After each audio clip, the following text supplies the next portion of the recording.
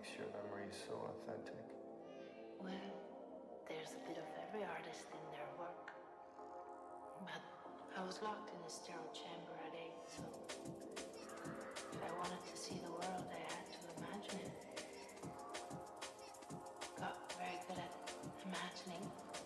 It feels authentic, and if you have authentic memories, you have real human responses. Wouldn't you agree?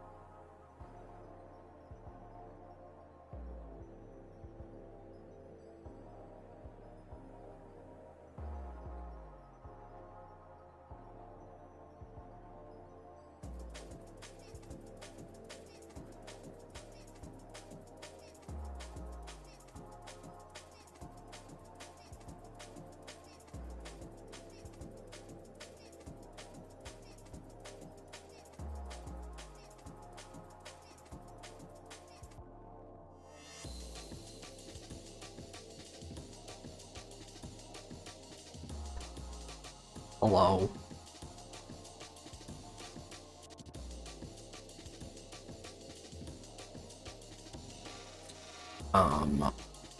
Give me 1 sec, guys.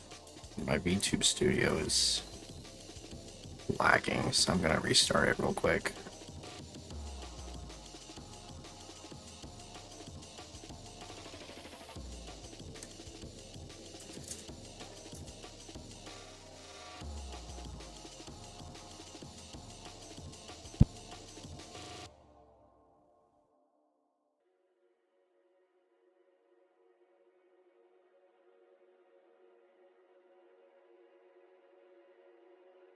What's going on? Where is it? Oh, there it is.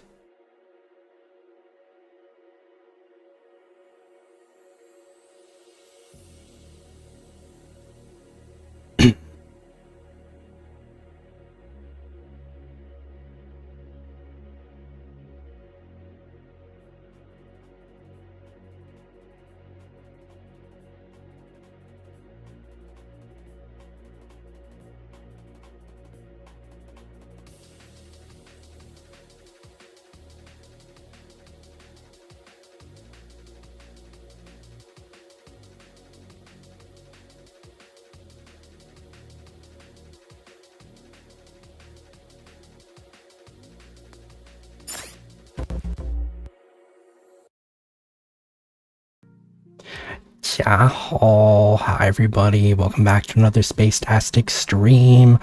My name is Antonius Drosera, Captain of PRISMA and Space Mafia VTuber. Today is May 28th, 2026. Thank you for coming to my stream. Haishii ni kite kudasai.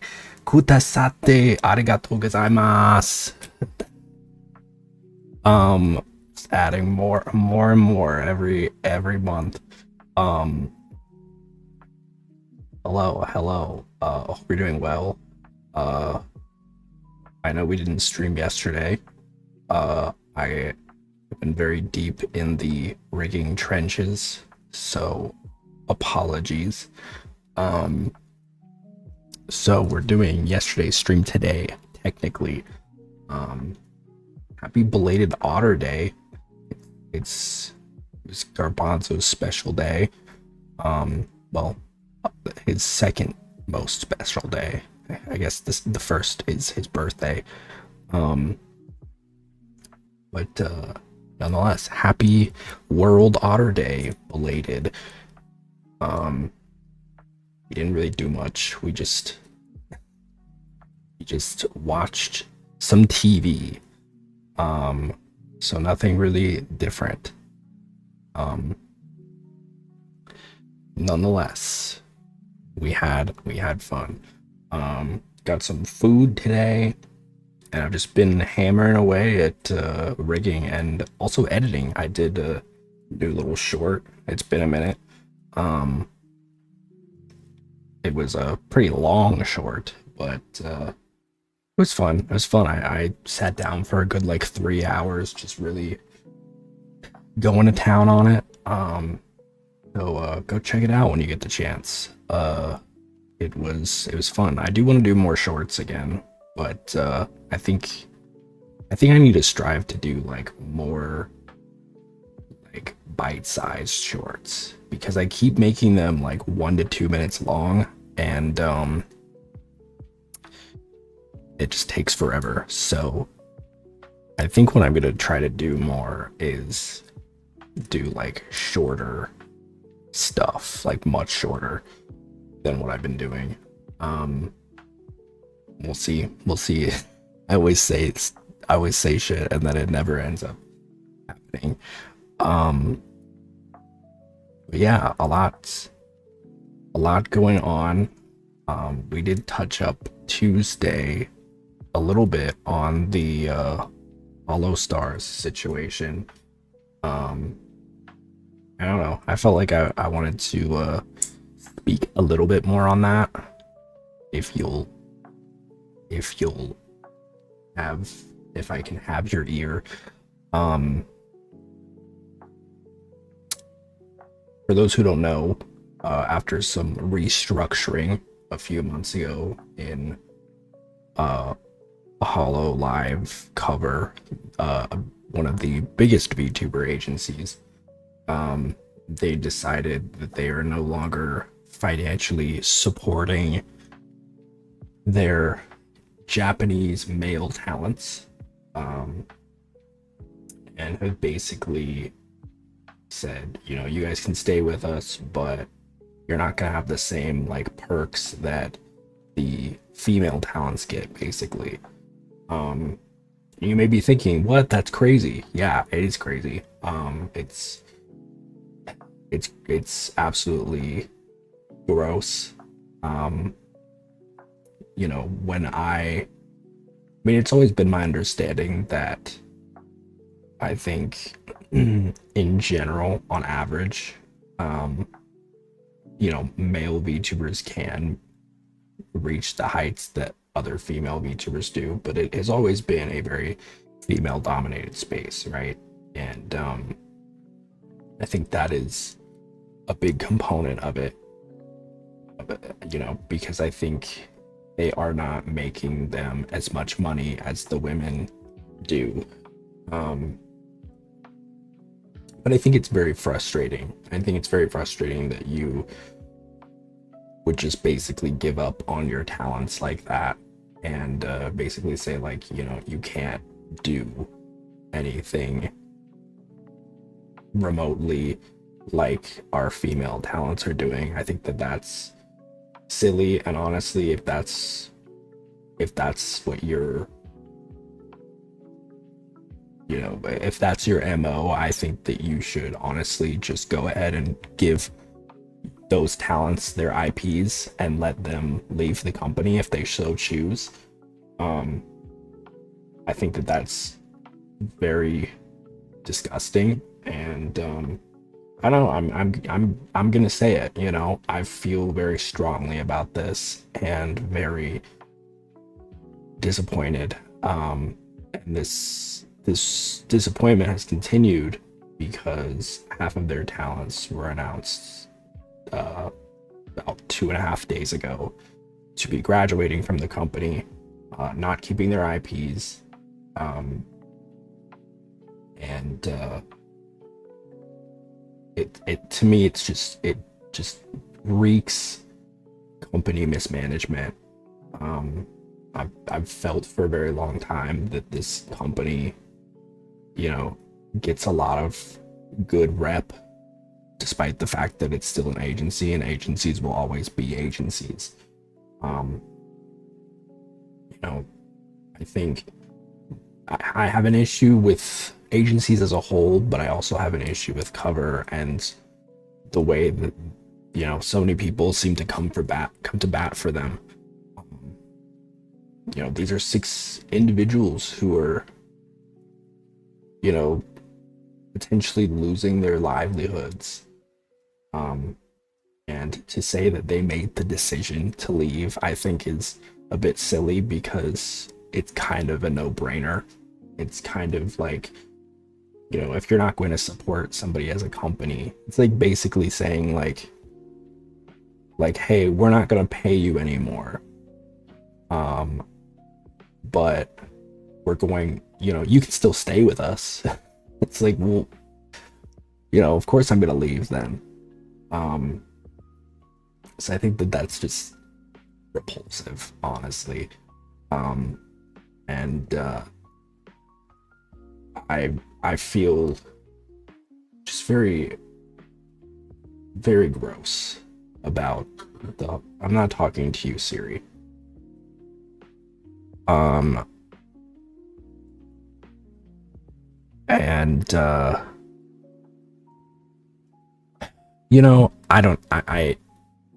definitely said a lot of things in a heat of anger the other day, and maybe I spoke a bit out of turn, but I think what's important to understand is that, like, I'm very frustrated, and this is a continuous pattern. I think if you are going to go down as a company as somebody who is just gonna like make cuts to a whole gender of their staff because they don't make as much money, I think that is crummy. And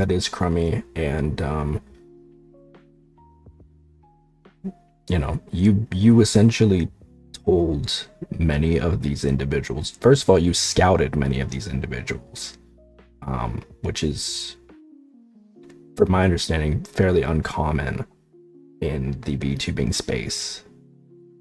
Most people apply, right? Usually there's applications.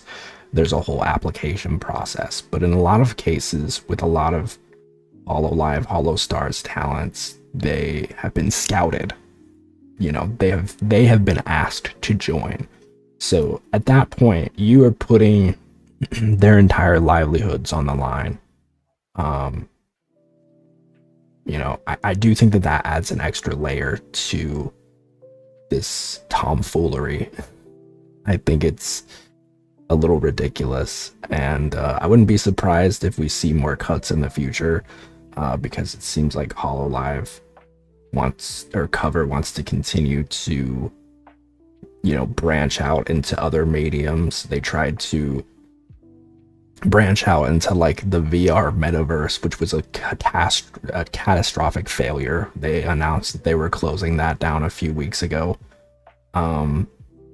which honestly they could, all the money that they put into that could have been gone into supporting the boys.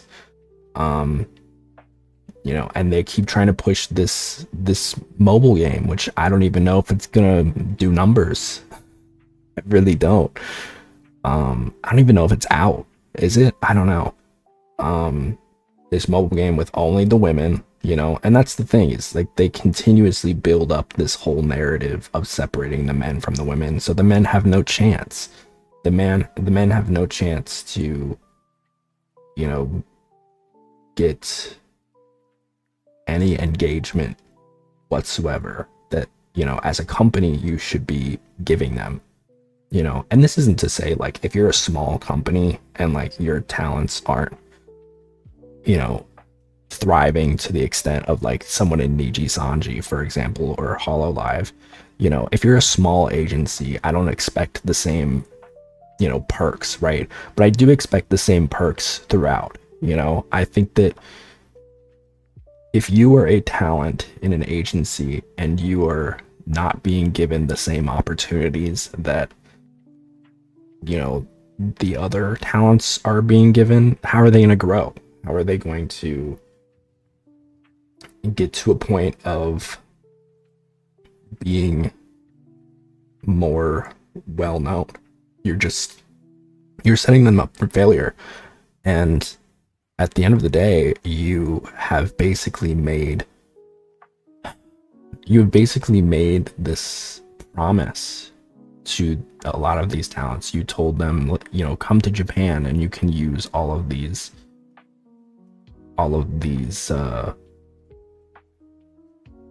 of our stuff, right? All of our studio, our equipment, everything, right?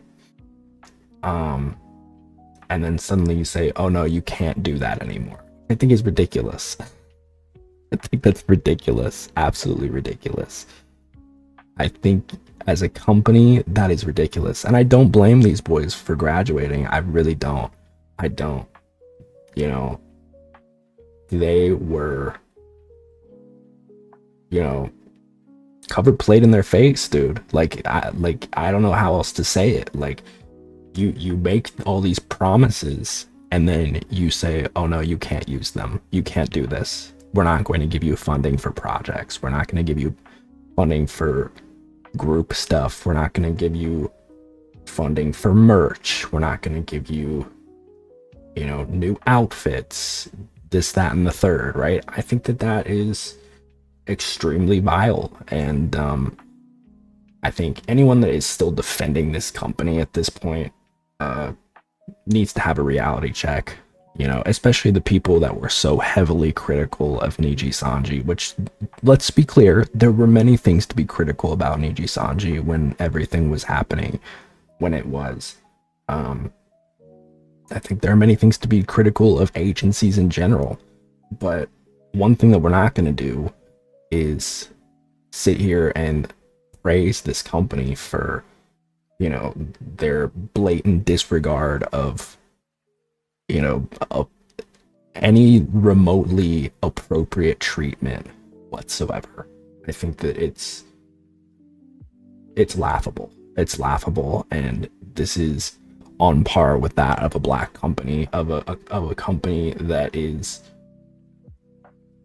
just completely morally bankrupt. And that's how I feel. That's my opinion. It's gross. It's gross. It's gross. It's gross. And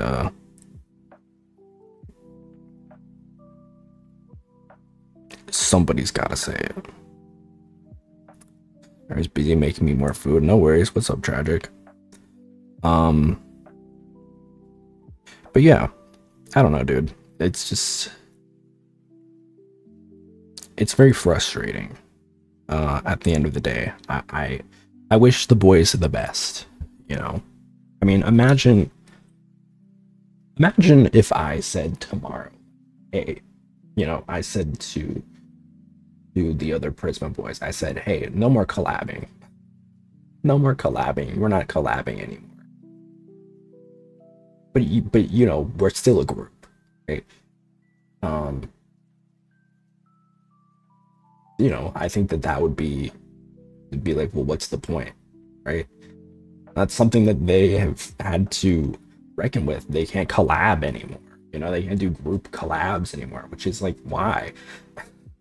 You're just like forcing them to leave at this point. I genuinely feel like they're just like making these boys, have to leave. So I don't know, dude. I wish the best, truly.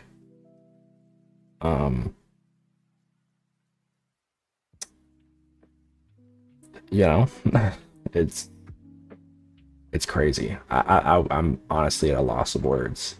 Um, and then a day later, you have this like Luminara agency, I guess, that just straight up like I don't even fully know the full story about it. I've heard bits and pieces, just like a lot of like mismanagement, it seems like. Um, and I don't know. Like at a certain point, I feel this is just more agency bullshit, you know? And I've always said I want agencies to succeed because they are the pillar of the VTubing community. Um, they are, you know, what most VTuber fans tend to get into, you know,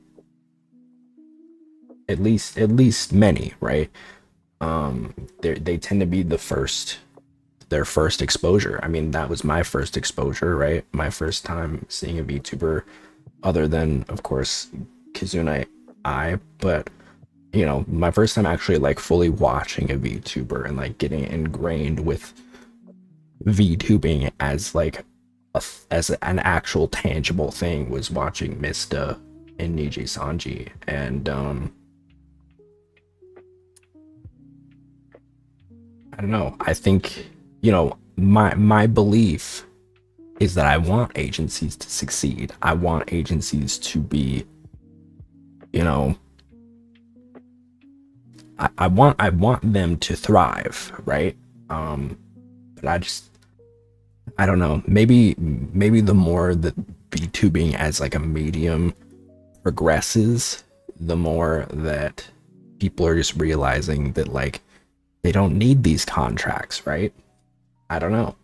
I've always said I think that it is a, you know, I can understand the allure of being in an agency because they do provide for you, right? They do a lot of things for you that us indies have to do ourselves. You know, editing, merch, you know, marketing, planning, every single thing, you know. When it comes down to it, you know, being in an agency, there's a lot less heavy of a workload. And I can certainly see the appeal of that. The downside is that it seems like many of the people who run these agencies just do not have, you know,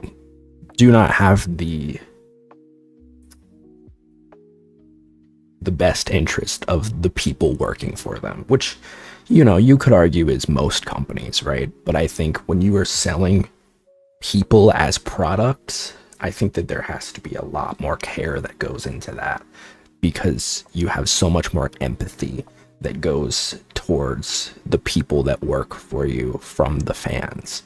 And if that, you know, if that empathy is messed with, I think, you know, a lot of people will say, okay, well, fuck this, you know, fuck this company. So I don't know. That's just my feeling about agencies, right? I want them to succeed. I want them to thrive. But I don't want them to continue this bullshit where they are constantly using people like a fleshlight and then tossing them to the wayside when they're no longer seen as profitable. I've said this many times and I'll say it again. If you invest in a talent and believe that they are going to, you know, make you money,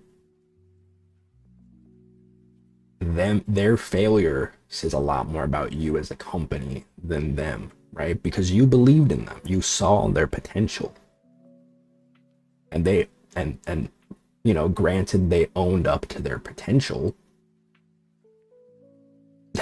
You know, if they're giving the same output, obviously there are exceptions to that, but you know, if they give you the output that was promised and they're not performing, you know, engagement wise, financially, I think that says a lot about you as a company and your failures and your shortcomings, right?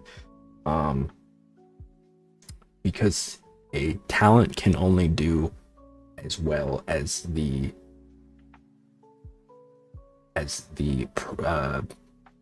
resources provided for them, right? And I don't know. I'm just profoundly disappointed in just VTuber agencies. I don't know how it is that we can't like continue to how we continue to just like lower the bar. It really is just sad. And there's probably a lot of bullshit going on in a lot of these companies that we don't even know about. You know, this is just what has been, you know, put out into the world, right? So I don't know, man. It's disappointing, at least.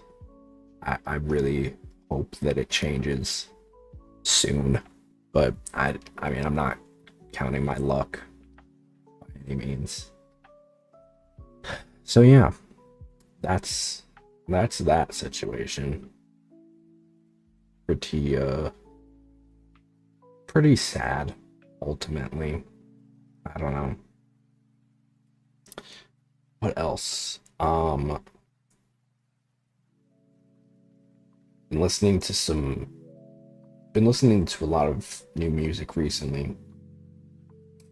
My favorite K-pop group, X-Love, just came out with a mini album. Shit was pretty good. Who came out with a new album? That was pretty good. Very somber. Mostly just very chill stuff, which, you know, she has a beautiful voice. But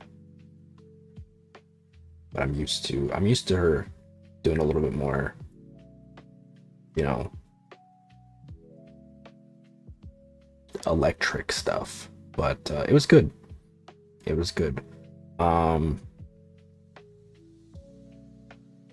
don't know. I've been really enjoying X-Love recently. I've been following. They might be my first K-pop group that I'm like following somewhat closely. They're so pretty. I love them. I love pretty men.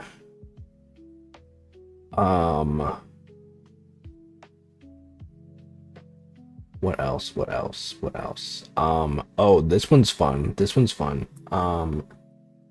You guys hear about I don't know if I can show this. A lot of cons were this past weekend. BubbleCon, which I didn't get to go to this year. Hopefully next year. I guess FanimeCon was also this weekend as well. Maybe some others, but I saw some posts about this on Twitter, and apparently it made the news even.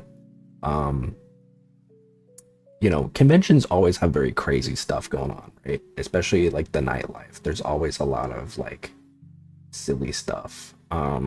Remember one year I went to KatsuCon. There was like a cake, and there were a bunch of like drag queens with like strap-ons that were just like penetrating the cake, and that was a crazy moment. There's always some weird stuff. There's always some weird shit. I feel like, you know, and there's always people that don't know how to act either. There's people that show up and just like, for whatever reason, just like, maybe it's just being like publicly drunk and like, you know, not being able to handle your liquor, and so you do really stupid shit. I'm not sure what it is. I guess it's, you put a bunch of anime fans into one building, something is sure to happen. I remember one year at Anime Weekend, somebody just like shat on the floor. Which is disgusting, but like, I just remember somebody shat on the floor, and like, it was like in a hallway. It was like a busy hallway, and people were like walking by and smelling it and be like, oh. It was just there for a good like hour. I passed by it like once or twice, and like it was still there, and then I think finally somebody cleaned it up. Which I will say, you know, God bless anybody who works at like conventions during like anime cons, because y'all are doing God's work. Genuinely, I don't know. Like, I hope you guys get paid a handsome amount of money. You probably don't, and that sucks.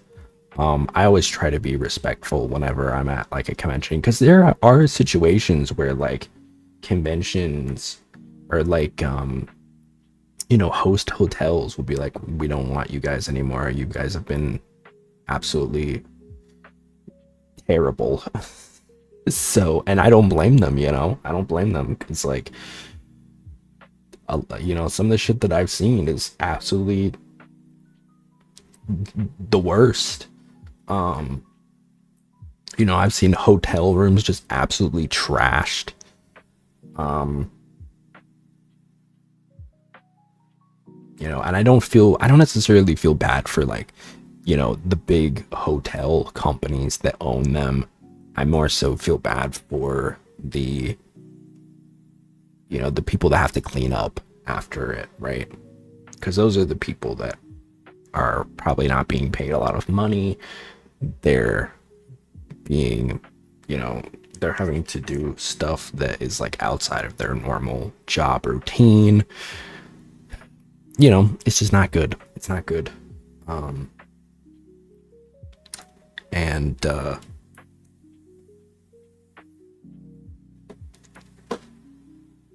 I just hope that they are getting paid something substantial, because Jesus. But anyway, FanimeCon this past weekend, there was, I guess, like this, it was either one girl or like a couple girls, and they were just like, they were selling anime girl foot juice. It was like, I saw like a Miku cosplayer, and she just like had she had like a cooler full of like Everclear with her feet dipped in it. And so like apparently you could pay $5, and which I should say, this was not like sanctioned by the con as far as I know. I don't think they would. But yeah, it's crazy. Yeah, you saw it too. It was crazy. I can't even believe, like, yes I can. Yes I can. There's some freaks out there. There's some freaks out there that would definitely buy that. I mean, I remember the Belle Delphine bathwater shit was like pretty big. Someone allegedly got a fungal infection in their lungs from that. Really? Interesting. I mean, I don't know what to say. Like, guys, please don't make stupid decisions at conventions. I understand people are drunk and like peer pressure is a thing.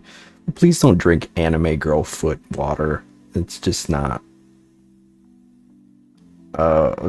good. And I saw somebody was like, we used Everclear, so it's fine. It's like, no, that's not how that works. Yeah, I don't know what, like, also I don't know if that's like I can't imagine that she's gonna be allowed to like return to the convention and her face is just like plastered on social media. Digital footprint, y'all. Digital footprint.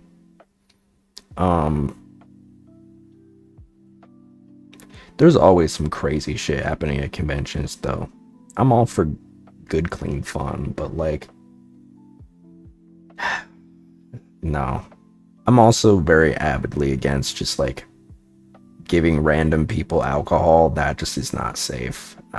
You know, that is not to like be a killjoy or anything, but please don't accept alcohol from strangers. regardless of the context, you know, if you know somebody, you know, I guess it's fine. Because then at least you can track, you know, if something does happen, you can track back to like that person, right? If you accept alcohol and God forbid something happens, you know, there's always some really terrible people out there that might roofie it, God forbid. Just be safe, y'all, please. Please be safe.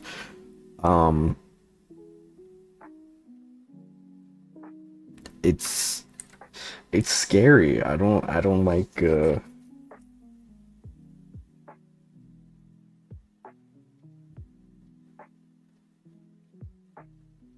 I don't like it.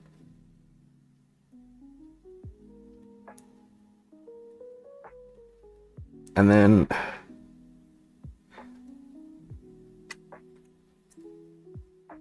yeah, I don't know. I feel like I had something else to say, but I don't remember.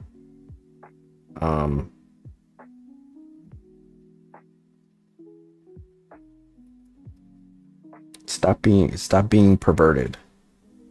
Stop being perverted. Conduct yourself accordingly. I'm just saying, you know, don't drink the foot juice, please. You know, I know there's people.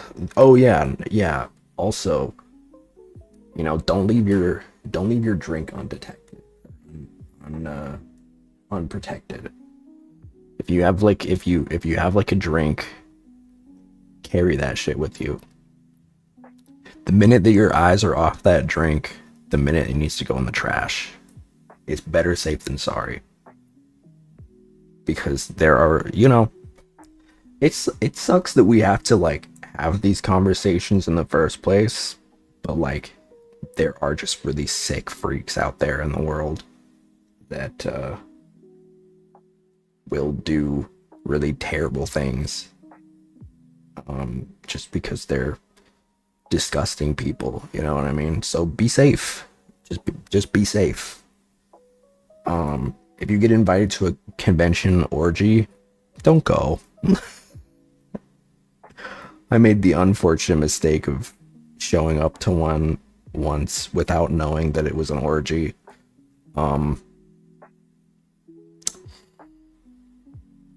That was interesting. I've told that story before.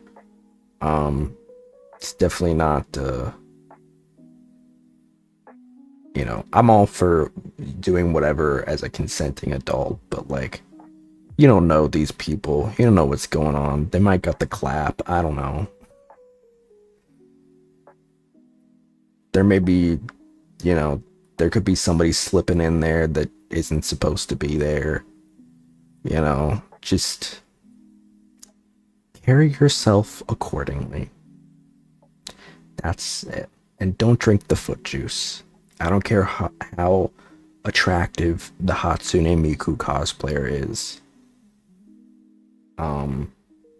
Do not drink the foot juice, please. Can't believe I even have to say this. I can't believe I even have to say it, but that's just how it is. I wish I could show it, but I think Twitch would get mad. I think Twitch would be a little angry. I did also, speaking of feet, I did see Morgue Pie got banned for 3 days for doing a green screen on her feet.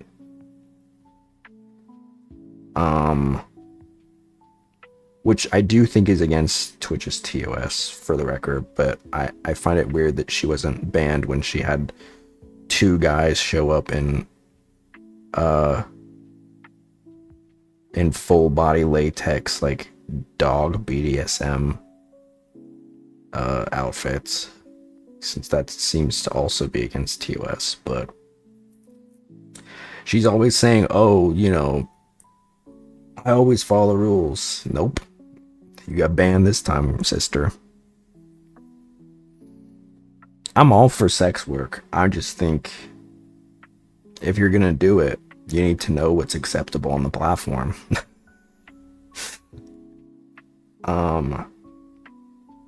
They're just pushing the envelope further and further.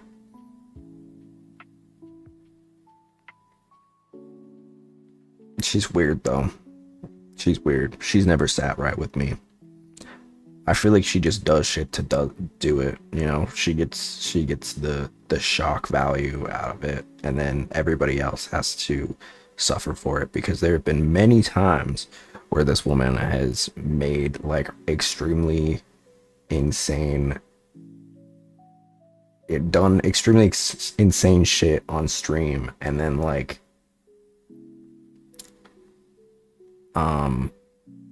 you know, set back Twitch's TOS because of it, because they feel like they need to enforce it further. So don't piss me off. And also, in terms of Twitch streamers that piss me off, wow, I'm really firing away with the segues today, huh? What the fuck? Scott, not Scott. Jason the Ween, I think. This I think I can pull up. Jason the Ween. I don't know what a ween is. Like a wiener? Jason the Wiener? This pissed me off, dude.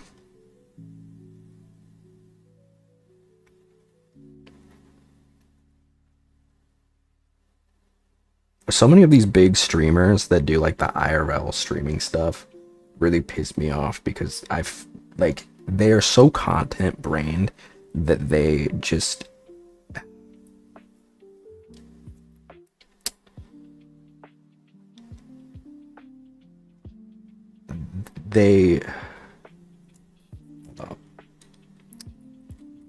they're content brained, right? And so they just think of like everyone else and everything else as, you know, content, essentially, you know, for whatever they think is acceptable. So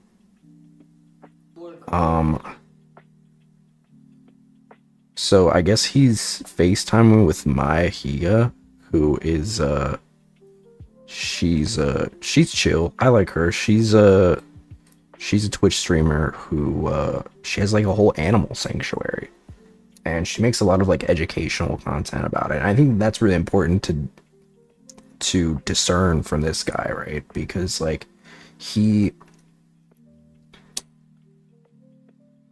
and her are very different, in the sense that I think she's like doing a lot. She's making all this money to help these animals, right?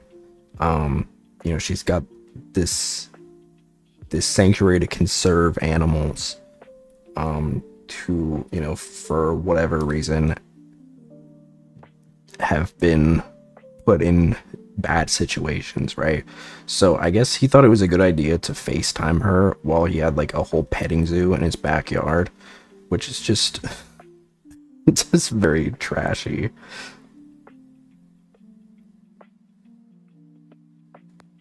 We here at the core crib. We got a new pet. It's an alpaca. It gives us like 500 max if we break it. What are you doing? Look, Maya, I got an alpaca. I got a new pet. I ran out of content today, so I went to the pet store and got an alpaca. Jason, how about next time you run out of content, you use your fucking brain and like come up with a good idea? Nah. I mean, bro, this is a genius idea. I mean, who has a pet alpaca? Look. What is the content behind it? I don't understand. This is like not even like interesting. You're just, I mean, because the reality is that like once he's done with it, once he's done with these animals, he's just gonna, you know, who knows what he's gonna do with them. And it's just like, this is gross. Huh? What do you think? Look, look. Oh, you want a hug? Oh, you want to go, boy.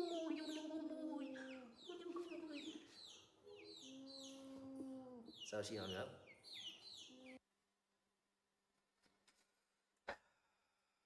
It's so gross. These people are so weird. I don't know why you think it would be a good idea to FaceTime with like somebody who is probably gonna be, who is taking care of the animals that end up in the same situations as the ones that you are putting them in currently. I don't blame her for being pissed off. I would be pissed off too. I'm pissed off just seeing it. Because, you know, all these content brain losers think is like that, you know, these are just like little props that they can use, you know, to garner more subscribers, more engagement. You know, what's the craziest thing I can do? I can put a petting zoo on my grand mansion's balcony that I made off the money that I've fucking these animals over with. It's sick. It's sick. Just genuinely sick. What a loser, dude. I don't know.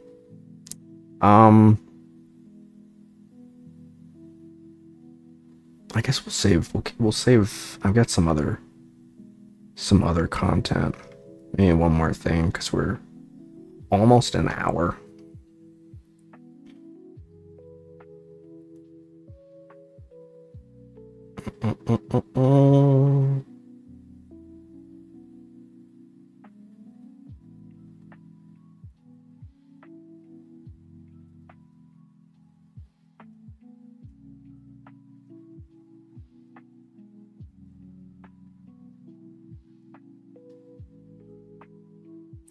Yeah, we'll save it.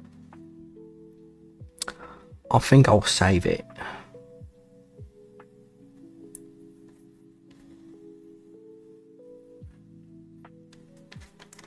Dude, I'm so hot.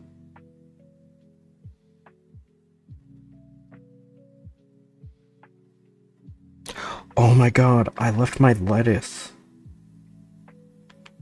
Shit, I left my lettuce sitting out. Give me 1 second.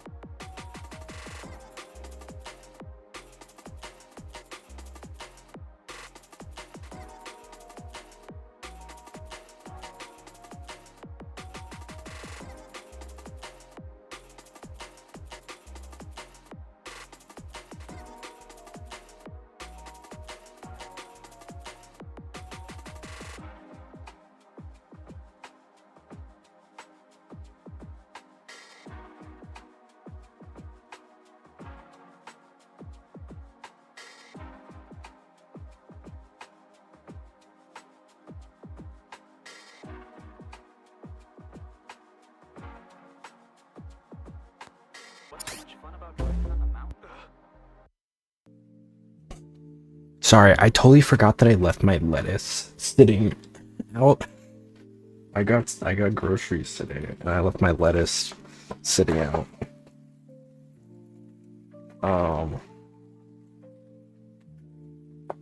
It should still be good though.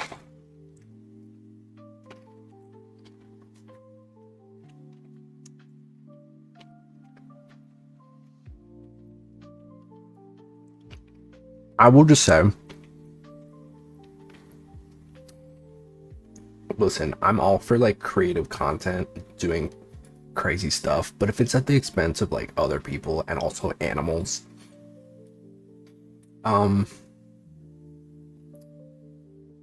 fuck off.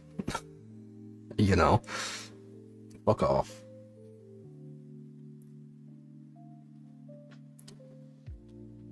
You can't just make like genuinely decent content without like, you know, taking advantage of like animals and also people. That's a big problem that I have with a lot of like the IRL streamers too, right? It's like they go to these other countries and are just so disrespectful, just so immensely disrespectful. That's why I like Speed. That's why I like Speed, because I feel like he's like the one guy that I've seen consistently going to like other countries doing like, you know, his like continental tours or whatever, and just seeming to like have a lot of respect for the people there, right? You know, I know he's definitely like very rambunctious, right? But I think over the years he's definitely improved, you know, as a person. I mean, to be fair, he was also very young when he first started streaming. I mean, when he first got big, he was still like a child, right? So I think that there's a little bit of leeway that he can be given, especially when you have people that are reaching twice his age and like acting like grown children. Yeah, I feel like, you know, because every time that I've seen like clips from Speed streams where he's going like other countries and stuff, it's like he's learning about the culture, he's like taking part in it, it seems very respectful, and he's still having a good time, you know. You can tell that the streams are like, you know, he's still like putting a lot of work into like entertaining, but it's, you know, it's not at the behest of the people that are living there, right? And the same cannot be said for a lot of these IRL streamers that just like go to Japan or whatever, go to like all these other countries and completely just like disrespect the culture, you know, the social norms, you know, make a mockery of the people living there, get into fights, you know. It was like that whole thing with like Johnny Somali, right? And he rightfully got in huge trouble after many instances where he just was like being an absolute buffoon. So I am I don't know. I hope that it stops, but it probably won't, because it's gonna keep getting rewarded.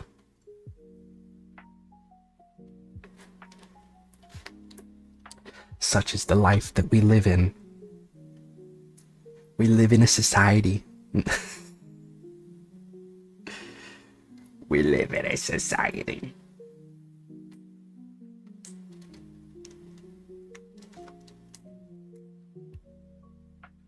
All right.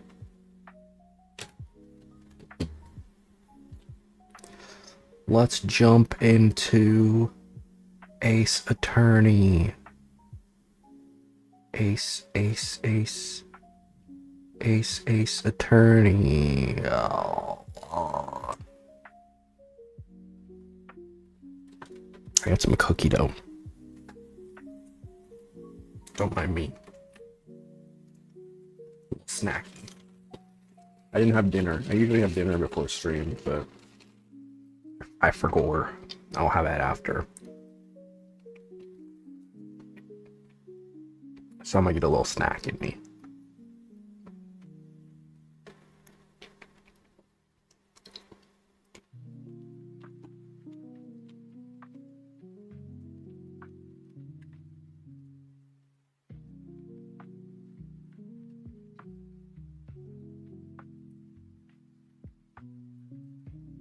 Where? Oh, it's not plugged in. Oops. don't I feel stupid?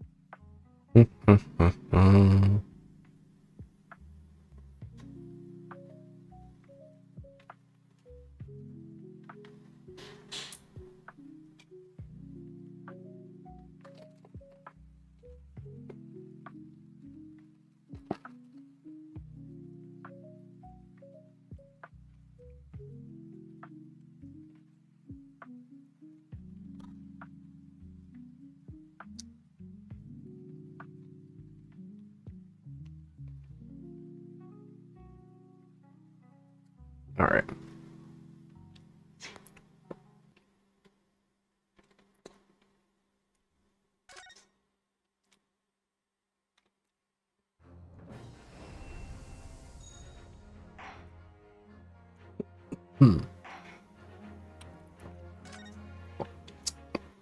We jumping back into it, baby.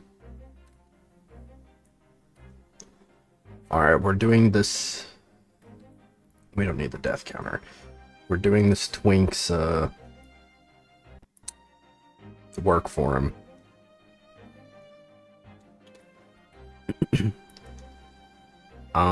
We still are like jumping into. I think we might still be early into this case. Yeah, we have 3 things. We did a whole stream, and we only have these 2 bits. Okay, so if I remember correctly,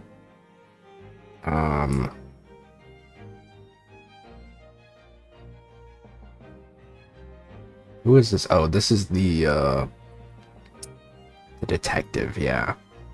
The detective, Soseki Natsume, is the defendant. Iris Wilson, she's living with Herlock Sholmes, maid,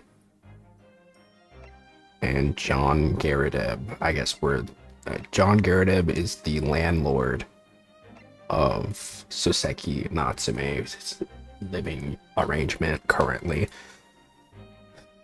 Let me shrink a little bit. Meow.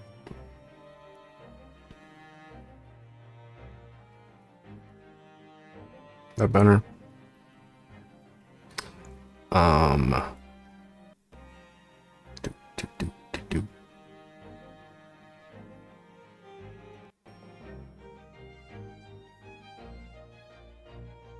Okay. And then this is John Gerdeb's maid. We're currently doing a little detection. Oh.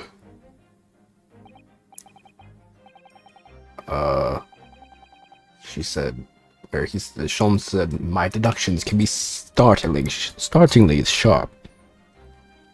It stands to reason that your cup runneth over. Mr. Sholmes, sorry to butt in again, but could I make an observation? Why, certainly, Mr. Naruhodo. What is it, again? Well, your deductions just now.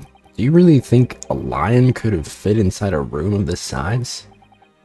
Indeed, it is the only explanation for the facts. The terrifying truth all too often lies beyond the realms of common sense. Wouldn't it be an idea to consider what lies inside the realms of common sense as well? But if an uncaged lion had run amok in this very room, surely Mr. Garadeb and his maid would have been hurt or worse. True. Then where would the lion be now? Or I guess he said that it would be in the other room. I think they did claim that. Oh yeah, there's not like doesn't seem like there's an actual victim of, well, there is a victim, but there's not a murder victim, it seems like, at least not yet. That may change, but this is like the first case that I think we played Well, I've said that before, and that it does end up being a murder, but I don't know yet. We'll see. But currently, no one is dead. It was just a woman that got stabbed. That's where you are stuck. No doubt the former military man held his own against the beast using that large cannon. I thought you said that they sold the lion to the circus. And what about the food? Meat and potatoes are one thing. But I don't believe I have ever heard of a lion that drinks tea. Ah, my dear Miss Susato, it occurs to me with some regularity that irrespective of race and breeding, whenever anyone lands on Great British soil, they are infused with a highly appropriate taste for afternoon tea. Oh, what a glorious notion. Well then, Mr. Naruhodo, it's your turn to shine again. I had a feeling that was coming. A slight massage, that's all Mr. Sholmes' deductions needs. You can do it. Excellent. I've been waiting for my trusty partner in deduction to step forward, Mr. Naruhodo. We don't even know yet whether or not this is going to help with Mr. Natsume's case. Still, uncovering the truth is always worthwhile, whatever the motivation. At least, that's what I want to believe. Let us start again, from the beginning. Of Herlock Sholmes' logic and reasoning spectacular.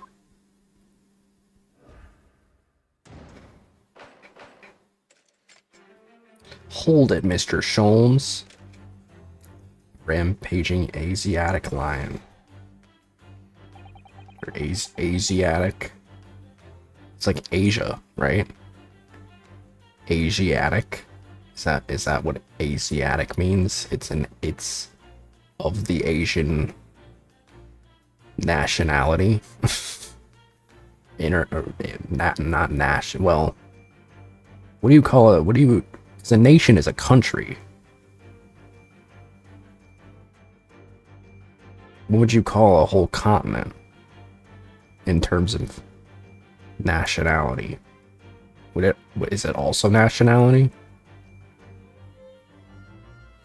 It certainly shouldn't take a great detective to see that fearsome beast has been on the rampage of late within these four walls. Thus we are faced with the question, what form might this beast take? Ah, for a man with a military breeding, your eyes are uncommonly candid. Aye. Your furtive glance, Mr. Garradeb, leads us directly to the answer. The true nature of the beast that has run rampant here is revealed by that lion statue. I really didn't see the lion thing coming. No, but if you observe Mr. Garradeb's reaction, it rather seems as though some beast did indeed run amok here in this room. Yes, something with a fierce nature. But it couldn't have been a lion transported from India. So what was it then? Let's follow Mr. Garradeb's gaze. That will lead us to the true answer.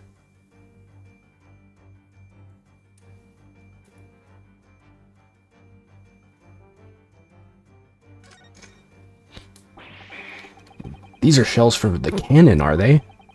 What a strange place to keep them. I imagine they have some significance to Mr. Garradeb from his time in the army. Ah, of course. He mentioned a battle to us before, didn't he? Do you remember? He said that he'd been shot in the knee. Perhaps it was one of these that hit him? If a round that size hit his knee, there'd be nothing left of it, or Mr. Garradeb for that matter. Sir Sholmes is a Persian slipper. This man has spent shells.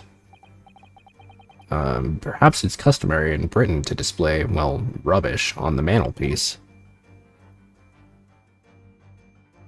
Oh, wait, what's this photograph? What's this photograph? It appears to be from Mr. Garradeb's wedding. It's what I thought that was a child, low-key. Sorry.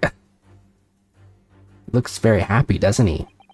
He does, but you can't make out his bride. No, how unfortunate. So he must have struck the glass directly over the woman's face. Wonder what happened. Probably best not to delve too deeply there. The glass is broken, so you can't see the bride's face at all. No amount of cracks could hide the woman's plump form. I think powerful would be kinder than plump, Mr. Naruto. Yes, she certainly looks that. There's a lot of horsepower there. Oh my god. Not someone you want to upset, that's for sure. Oh look, you noticed her wedding ring? It's very large, isn't it? Yes, that's an unusual design. Looks like some sort of embellished sunflower.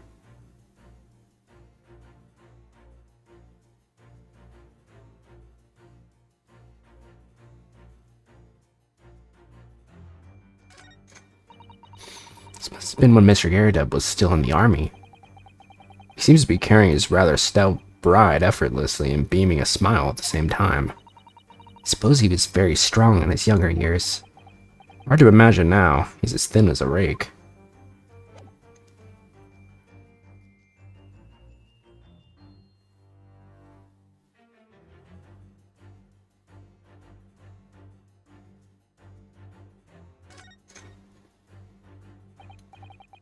Oh, this is the lion statue that Mr. Sholmes picked out. Yes, I wonder. Perhaps if you did live with a lion, it would prove to be a rather sweet companion. I think that's like a mouse trying to tell its family that the cat around the house is sweet. I suppose it is a bit of a flight of fancy, isn't it? Anyway, the beast we're looking for is something else. Let's have a good look around.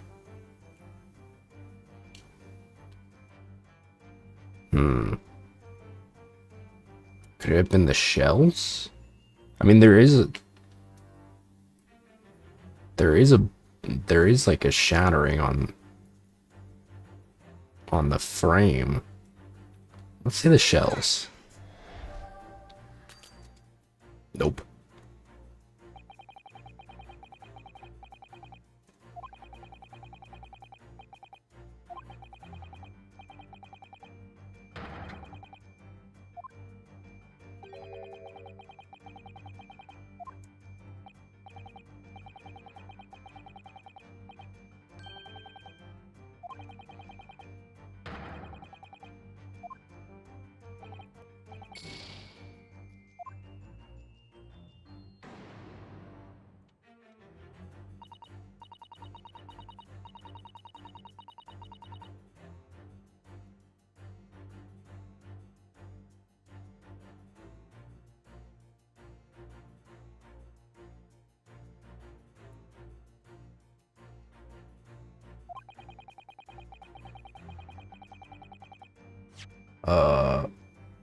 Well, what we do know with some certainty is that the destructive creature has been at work in this room, and Mr. Garabeb inadvertently looked in the direction of something that gives its identity away.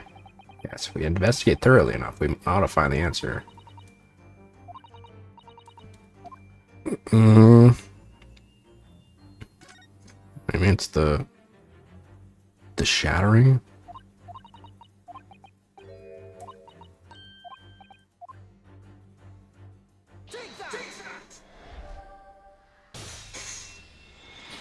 The newlywed bride went crazy. The true nature of the beast that has run rampant here is revealed by that newlywed bride.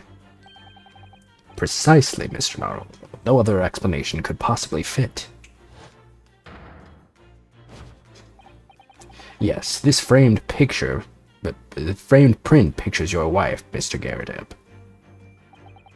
And while we lament the fact that her face is obscured, we can still make out her mighty arms and note the considerable horsepower they must contain. Oh, indeed, surely any woman of such powerful constitution would be honored to be described as a beast. Honored might be stretching a point. Too late. The fact remains that the beast which so clearly savaged this room was your wife, Mr. Garabeb. Yarr! The chilling traces of a wild rampage are still very much in evidence. Well. And as we look around, the beast in question fails to present itself. Where could this angry creature have disappeared to? Madam? Me? I pray you do not consider me unchivalrous, but it is plain to me with one glance in your direction. It is? Your dress pocket gives us a handsome clue as to the beast's current whereabouts. The poor, fragile, defenseless woman is beside herself. Well, I don't know about fragile. Oh, dear. Anyway, Mr. Sholmes is quite right. There's no sign of a Mrs. Garabib anywhere. It seems there may be a clue as to her whereabouts. Clue that this maid is trying to hide. Wonder where Mr. Garabib's wife could be. Is she the victim, maybe?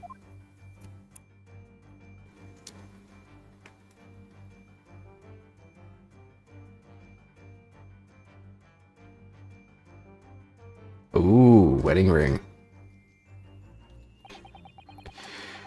She's wearing a very large ring, look.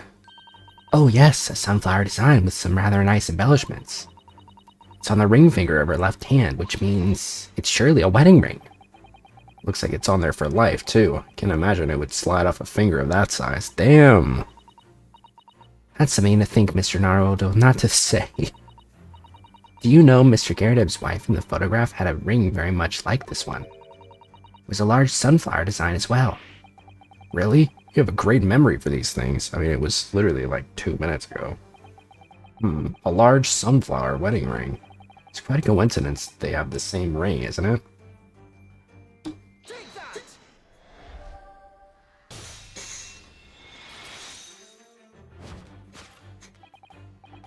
Your wedding ring gives us a handsome clue as to the beast's current whereabouts. Indeed it does. That flowery band gleaming on your finger gives you away. For it is identical to the one shown on the hand of Mr. Garabib's bride in this photographic print. In other words, you are no ordinary household maid. No. You are Mr. Garabib's lucky bride. You are Mrs. Garabib herself. Oh my word! Alright. Now we're getting somewhere. Well, jolly fine detecting, sir. As you rightly surmise, this is the wife. Oh, her ring is a sun, and he's shaped like a moon. This is my wife, yes, my Joan. Rather let herself go, you might say. Damn. Here's a bally. Oh!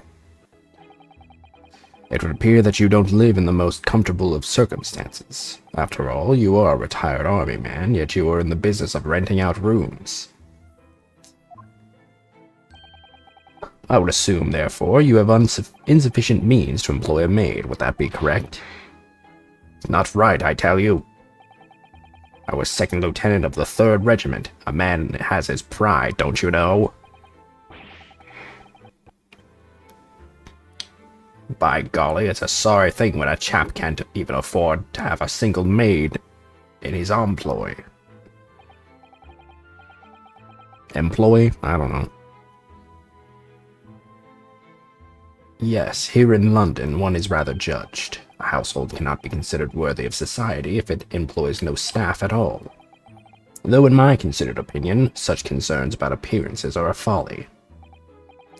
You mean Mr. Garabib has his wife work as his maid? Precisely. Am I right, Mr. Garabib? We just proved that. Very smoky. Only in company, obviously, but listen here, this must remain a secret. Tip-top secret, please.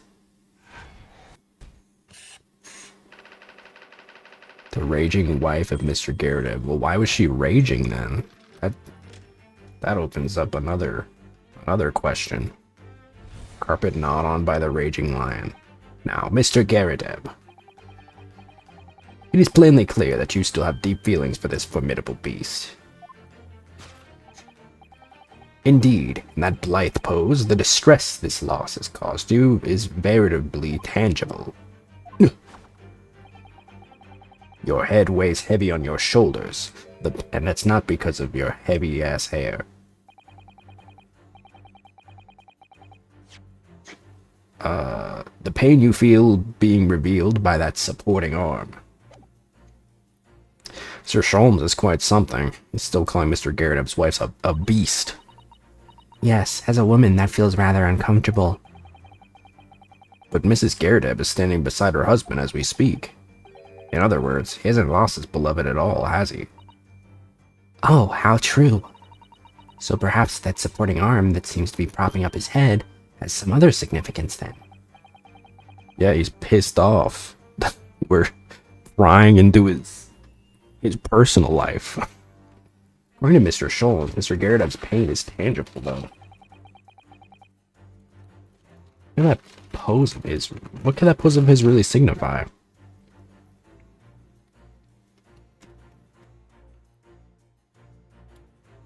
Oh, the mark. Yeah, he was showing.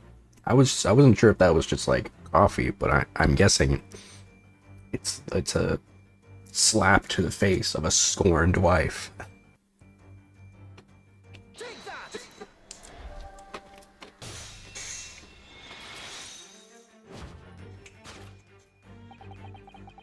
Your head weighs heavy on your shoulders, the pain you feel being revealed by that slapped cheek. And of course, the deliverer of that impressive mark on your cheek that refuses to fade was you, Madame Joan Garab. Well, yes. You've been desperate to hide that slap mark on your cheek, sir. Yeah.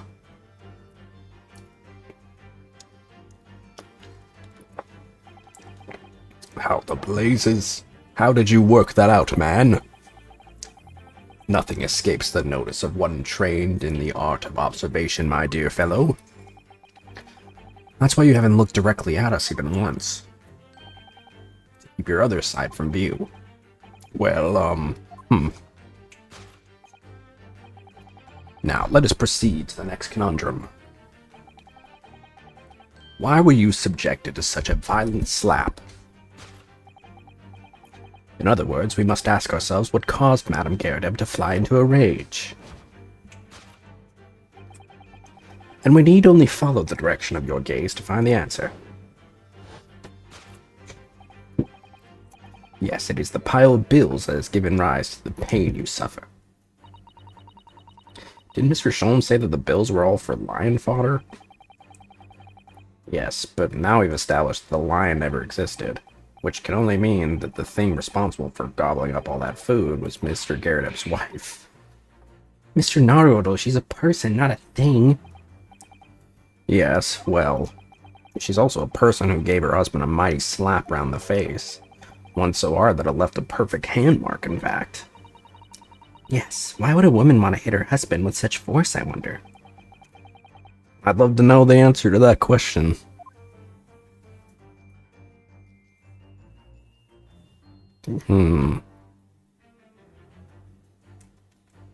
It's a journal.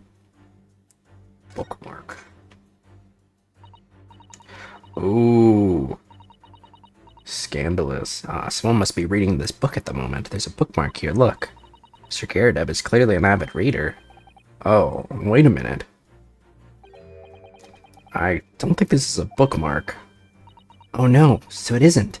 It's a note written in a woman's hand. Oh, James, I love you. Yours, Mary. And look next to the signature here. Lip marks made with lipstick. Oh, what a passionate and romantic gesture. Don't get any ideas, Susato-san. Oh dear, I'm sorry. So this bookmark is actually a love note then.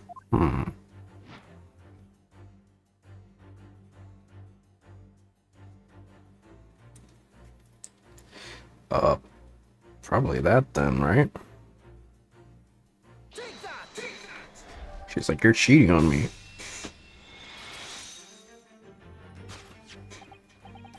Yes, it is this love note that has given rise to the pain you suffer.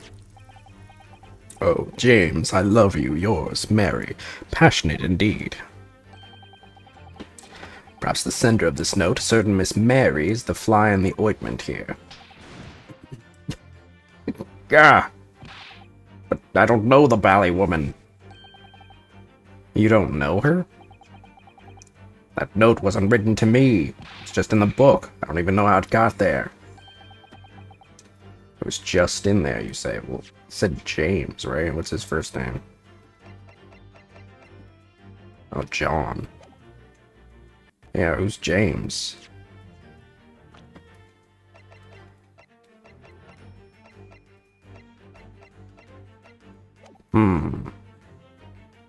It was just in there, you say? That's right, that's what I've been saying. Ah! A likely story. Now listen here, Joan, old thing. I explained at the time. I bought the book in that second-hand place, and that note must already have been in there. So the previous owner of the book was using the note as a bookmark, you mean? That's right, that's what I've been saying. Arrgh! A likely story. For heaven's sake, woman, look at the name. It's written to James. My name, in case you've forgotten, is John. Arrgh! A likely story. Are you questioning my name now? My God. There we have it. Arouse the suspicions of the female heart, and you unleash a beast with the most ferocious bite.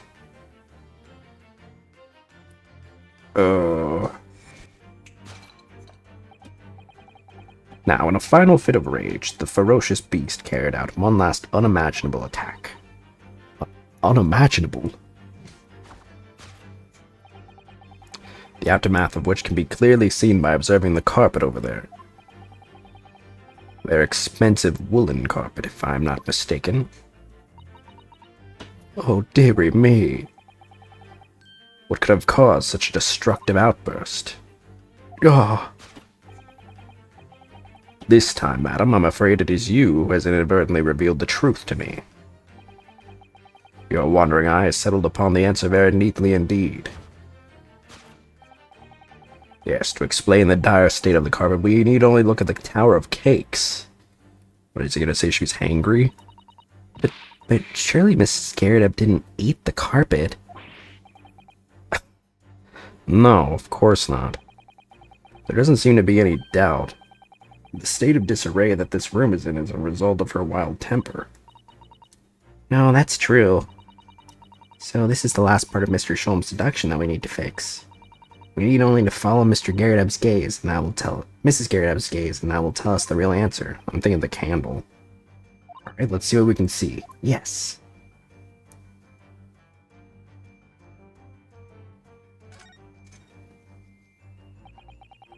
The carpet here has been ripped to shreds. Yes, and according to Mr. Sholm's deduction, the tears match those made by an Indian lion's teeth exactly. Oh, look here. What is it? You look closely at the edge, you can see scorch marks. Oh yes, so you can. In that case, perhaps the carpet wasn't eaten in the normal sense at all. Let's rethink this with that in mind.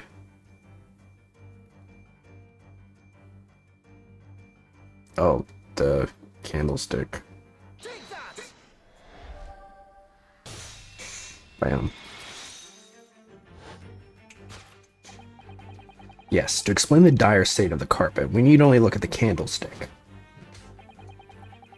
Most illuminating, my dear fellow, and of course, the only possible way out of this logical labyrinth. Yes, the remnants of the ferocious attack in which the carpet was devoured are clearly visible. Indeed they are. The scorch marks at the edge clearly give the truth away. Scorch marks. It appeared that this room was the scene of a little marital altercation. Ugh. Mrs. Garrett's mighty arm muscles left an impression not only on her husband's face, but on the entire room. The force of her strike caused the candle to fall from the holder.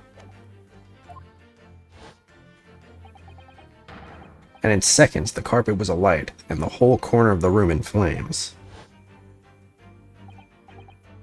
Yes, The most ferocious beast in the world is neither a violent lion nor a vengeful woman, but fire.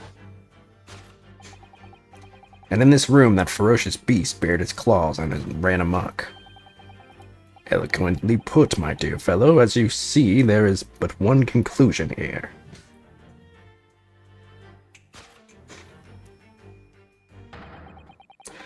After the sparks of marital discord flew, this room was the scene of a fire.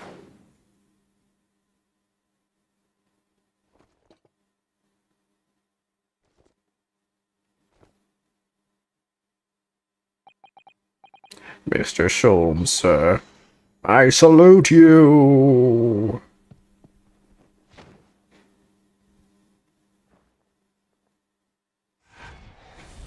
The cheek physics are killing me, dude. Carpet scorched by a small fire. Deduction complete. Elementary.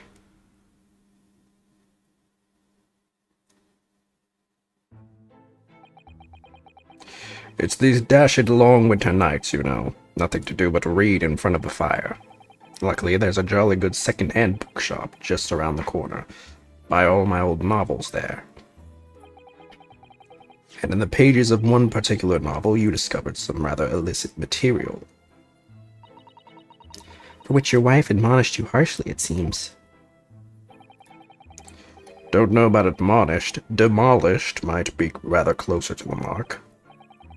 And beast is most certainly an apt Oh! Here we go again. And the carpet? Was that destroyed by fire when a candle fell on the floor? Afraid to say it was. Happened in the blink of an eye, you know. The whole place filled with smoke. Couldn't see a bally thing. It's caught between the old stick's rage and the raging flames. You paint a torrid picture, sir. One that would have been most entertaining. That's sympathy for you. Didn't take long for the fire to spread, of course. The ballet furniture started going up as well. We've had to hide the mess behind that screen for the time being. Over here, Mr. Garrett. Well, you have nothing more to hide now, if you'll allow me. Yeesh.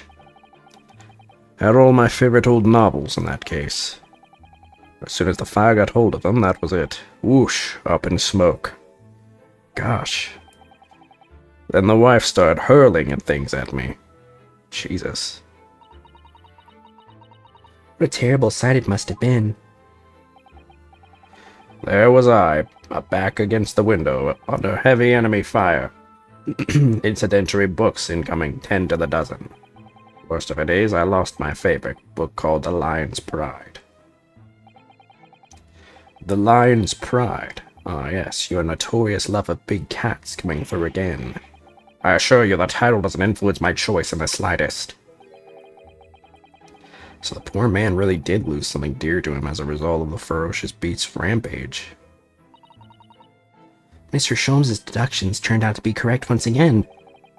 Can only be described as a great British wonder.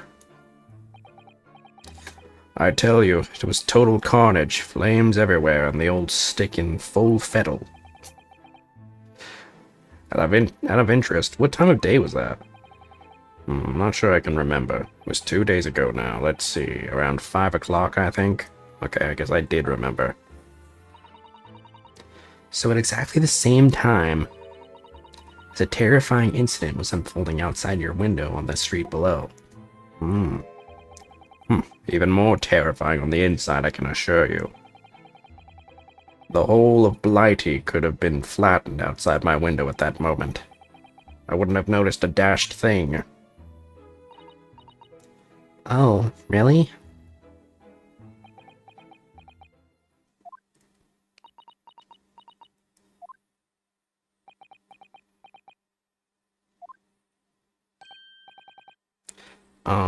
Mr. Sholmes? Yes, Mr. Naruto, what can I do for you?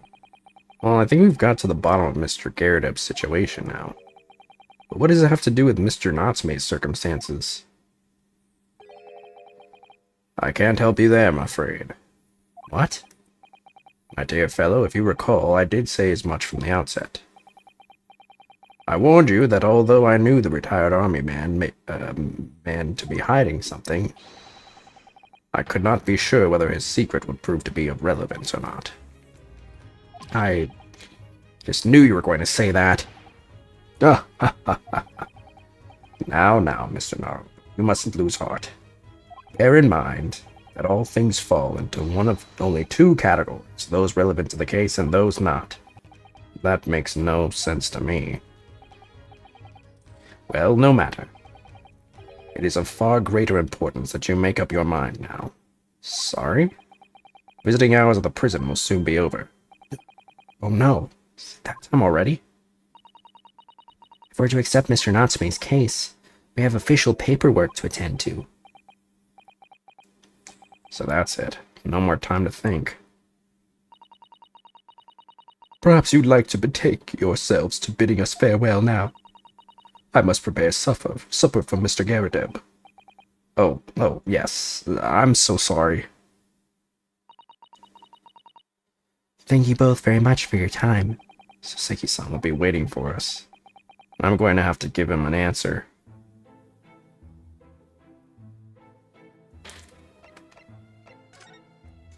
I guess we should go then.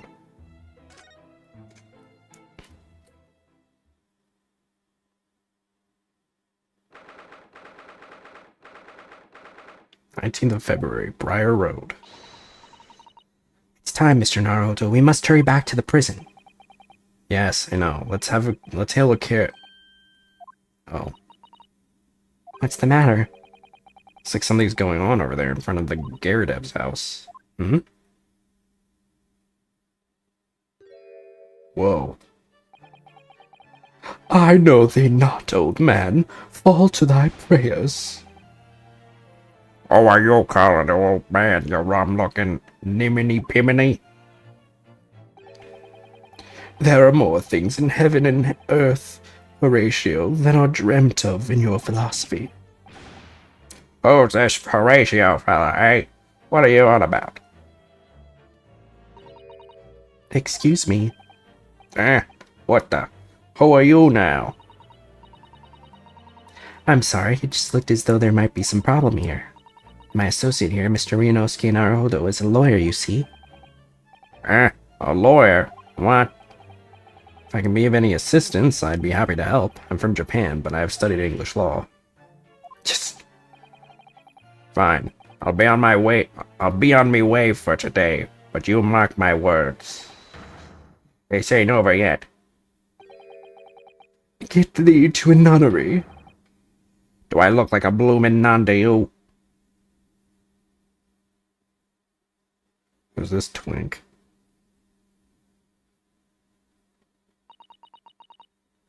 I do hope you're not injured. Oh, fair Eastern maiden, thou art so gentle. Thank you. What's that all about? There are more things in heaven and earth, Horatio, than are dreamt of in your philosophy. I'm not Horatio either. Forgive the inquiry, sir, but are you a lodger here? In the Garabeb residence? Oh, fair Eastern maiden, thou art so right. Yes, I do dwell in this humble abode. Mr. Garabeb mentioned that he had another lodger, didn't he? This must be the man. Do you happen to know the other lodger who lives on the first floor? Ah, yes, a gentleman named Natsume. Oh, more worthy a polemist in my battle of words ne'er could there be. Sorry? Battle, did you say? Who is the stronger, Hamlet or Macbeth? Mr. Natsume and I sparred long into the night. I see. I don't fully understand, but it seems Mr. Natsume and this gentleman are acquaintances at least. So fair maiden, so good gentleman. I can tarry here no longer. Fare thee well. Okay. I didn't really understand him, but I think he's returned to his room. I think he's unaware of what's happened to Mr. Natsume, so he can't really help us. So Seki-san and that man is lodgers. The Garrett house is certainly full of eccentrics. Anyway, we'll go and find a carriage. Yes, I'm sure Mr. Natsume is eagerly awaiting our return. Let's hope we can get to the prison before visiting hours are over.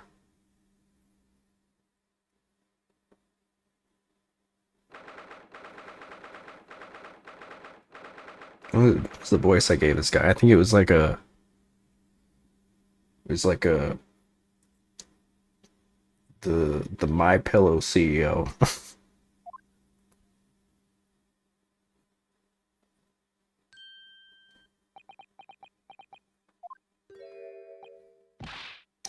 Oh, it's you. You're here, you came. Locum student Mr. Naruhodo Esquire. I can't believe you came back. I'm so touched. We are so sorry to have kept you waiting, Mr. Natsume. Oh no, think nothing of it. Relax. If I were a cat, I would purr with pleasure at the company of such fine compatriots. Noble, nurturing, never-failing Nipponese. Oh no, let's not get carried away. Oh, I quite agree. There's nothing more reassuring than the familiarity of one's native land. On the other hand, it is through friendship transcending international borders that one truly appreciates the fact. Such is my belief, at least. It's you. The miserable, rotten spy, Sherlock Sholmes. Mr. Sholmes, what are you doing here? I have no intention of doing anything, per se, save observing, of course. Whatever do you mean, Mr. Sholmes? Well, having encountered some curious reading material in that gloomful room, having unmasked the secret identity of that eccentric pair, decided I should drop in on my way home to see how our divested friend is faring. Gloomful room? At least your accommodation here offers a window, my dear fellow. In that case, it is the superior option. Anyway, I must commend you on your taste in books. My day has been a delight and cost me not a penny. You! How dare you, Sherlock Sholmes?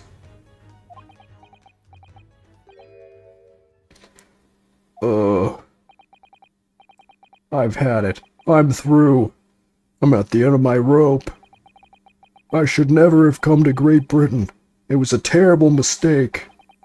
Haunted by spirits in those accursed lodgings. No doubt my luck will be cursed in tomorrow's trial as well. My whole life is bedamned.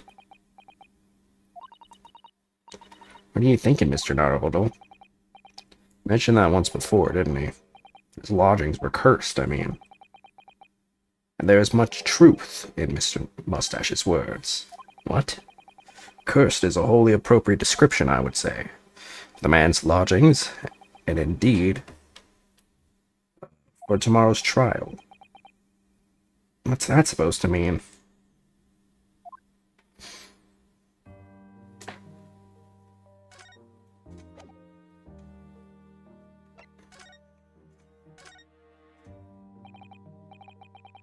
Mr. Natsume, what did you mean by what you said just now? About the trial tomorrow being cursed? Oh no. Why are you looking so grave? You're making me nervous. I was just getting carried away, that's all. No, I didn't mean anything by it. Oh, I see. It's really agitated him. You don't mean the trial really is cursed somehow? Are you referring to the prosecutor, the Reaper of the Bailey? The Reaper? Oh no, what do you mean? Please tell me. Summarize it succinctly in 16 salient words. No defendant has ever survived a trial in which the Reaper stands for the prosecution, ever. Oh my goodness, can it really be true? That was 16 words exactly. Yesterday, Mr. Naruto successfully defended someone against the Reaper. But then, after the trial was over, the defendant passed away in unusual circumstances. Mr. McGill did.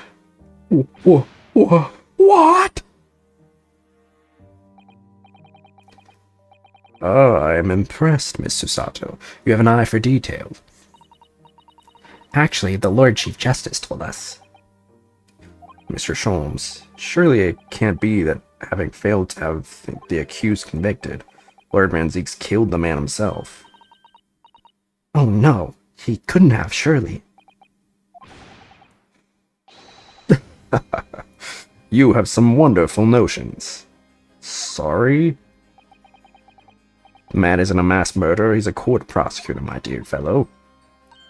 Oh, yes. Why, of course he is. Yeah, of course he is. Then why are you trying to scare me? It could be said, however, that the real truth about the man is even more terrifying than your hypothesis. What on earth do you mean by that?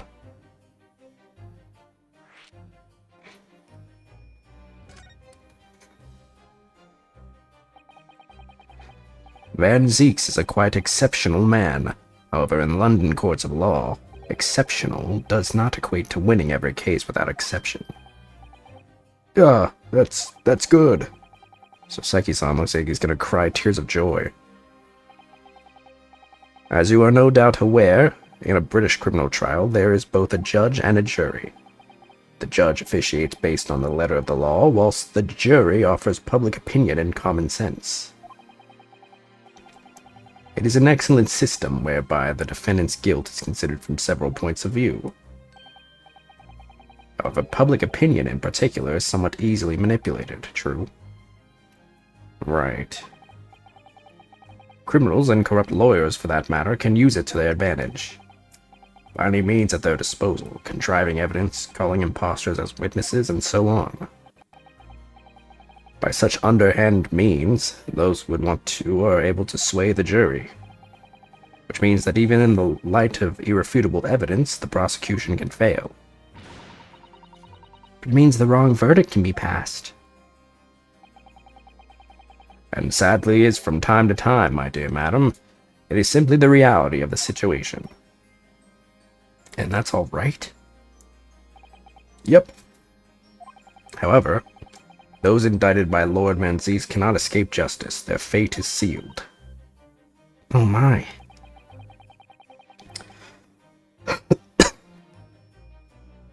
Though the adjudication may see them leave the courtroom with their freedom, within months they all disappear.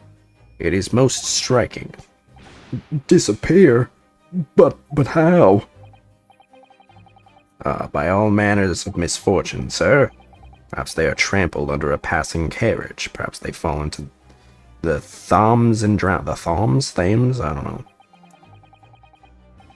Perhaps they are suddenly overcome by a raging fever, or perhaps attacked by highwaymen. Oh no, no, no. All examples of the reality of events here in London, I'm afraid, Mr. Naruto.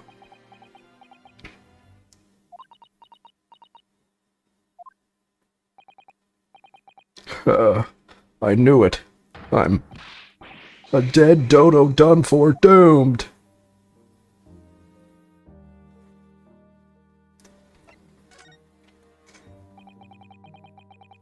When you said accursed lodgings before, you were referring to your room at Mr. Garrett's house, I assume. Do you mean to say you believe the place is cursed? It's been a year now since I came to Great Britain, but I'd only been in London a week before I started to notice strange feelings in myself. That didn't take long then. I started finding men attractive. And also everywhere I looked, there were foreign faces staring at me, laughing behind my back. I think you might just have schizophrenia. I was sure people were talking about me. I started to become nervous about going outside.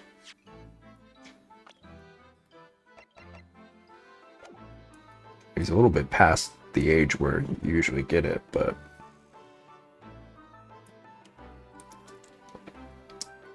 schizophrenia is one of those mental illnesses that's kind of weird because it's like you get it. You don't get it like early in life. You get it like, you know, when you're in your like 20s. There's cases of like early onset schizophrenia, but it tends to develop into like an actual tangible thing at around like the early 20s.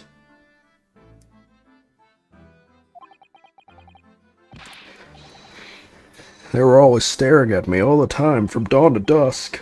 I shut myself away in a room, but even that didn't help. The fear wouldn't go away. It's been very lonely having been away from your homeland for such a long time. I've had to move a number of times, most recently to that room on Briar Road a week ago now. Yes, why did you choose there? It seems a little inconvenient. Maybe he liked the windows boarded? The rent is cheap, oh. I have so little money, it appealed to me straight away. Of course, I asked why it was so affordable. Landlord just simpered and said, "The room is cursed. Oops."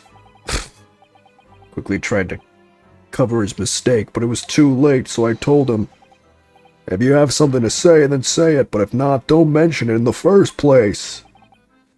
Yes, well said. But it was true. It was all true. You mean, the room really is cursed then? Ever since I moved into that windowless hellhole, my sleep has been plagued with nightmares. I awake feeling as though I'm being choked to death. Kinky. And in my waking hours, people are stabbed in front of me as I walk down the street. I'm branded a killer, thrown in prison. Nobody wants to know me. I'm surrounded by scary, sinister spirits. If only there was someone, just one person on my side. Can no one find it in his or her heart to believe in me? Really no one at all? Or there. To believe. Yes, to believe. To believe. Mr. Sholmes. Me, Mr. Naruto. Pray, what can I do for you? It's about the case on the SS Burya, if you recall. The Burya. In that case. The one with the snake. Well, yes. At that time, I was the suspect, but you believed me and listened to my side of the story. You helped us to investigate. I did I? Interesting. What I want to know is, why? Why did you believe me? I see, yes. You mean... because you were a grimly dressed, shady Eastern fellow found with the victim in a locked room? Well, if you like, yes. I'm a little surprised that the answer requires explanation, my dear fellow. It's quite simple, really. You said I didn't do it. But I could have been lying. Surely you must have had your doubts. You must have suspected me a little. I think perhaps you have misunderstood. I neither recall believing in you, nor in that which you were telling me. What? You see, the only things I believe in are those I choose to believe in. What? What do you mean, Mr. Sholmes? I make up my own mind about what is to be believed and what is not. If I should like to believe in something, I do. The circumstances can hang as far as I am concerned. But I could have betrayed your trust. In that case, I should have made an elementary error of judgment, nothing more. Betrayal of trust is an overused excuse, in my opinion. Meaning? Whether or not one should trust another is, in the final analysis, down to oneself. It's a matter of whether or not one can trust oneself. Yes, he's right. He's right, locum student and Mr. Naruhodo Esquire. Whether or not I can believe myself. A defense lawyer is only as good as his faith in his client. And that comes down to how much faith he has in himself. You were so right, Cosima. So attractive. Now you're so dead.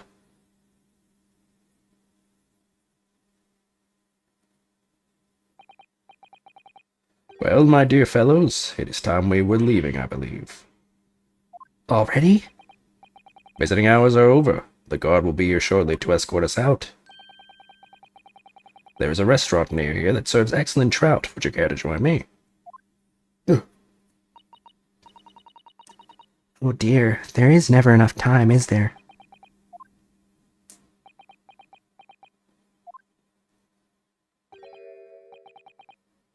Mr. Natsume? If you'd like, in the trial tomorrow, I'd be happy to represent you. Oh. Locum student Mr. Naruhodo Esquire. As I said, I only experienced a British courtroom for the first time yesterday, and although the man I was representing was found not guilty, I lost sight of something crucial. Something crucial? What to believe in, the defendant, justice, or the truth. What to believe in, the defendant, justice, or the truth. How to believe, even. How to believe, even. But I think I've finally worked it out. Decided I must believe in myself above all else, to trust my instincts. Yes, Mr. Naruhodo. My instincts are telling me that you, Mr. Natsume, are innocent of this crime. It's imperative that we prove that in court. Locum student Mr. Naruhodo Esquire. I will fight for your innocence until the bitter end, with every weapon available to me. So I hope you'll permit me to represent you tomorrow. As I said when we first met, I'd like to entrust my fate to someone who will listen to me in my native tongue. Of course, Mr. Natsume. It would be fair to say, Mr. Naruhodo, that your mind was in many ways made up from the outset. You merely needed the events of today to fully realize it. Yes, I think you're right about that. It's been a roundabout journey, but I got there in the end.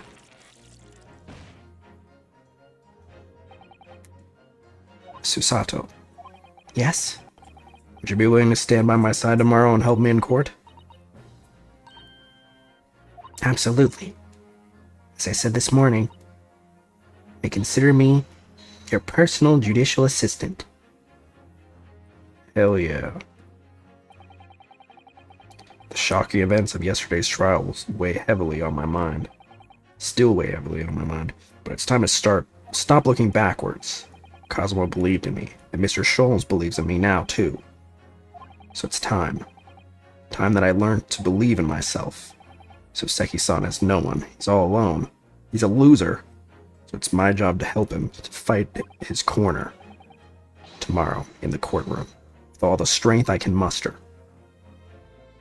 Let's go. This is a long one for a fourth case.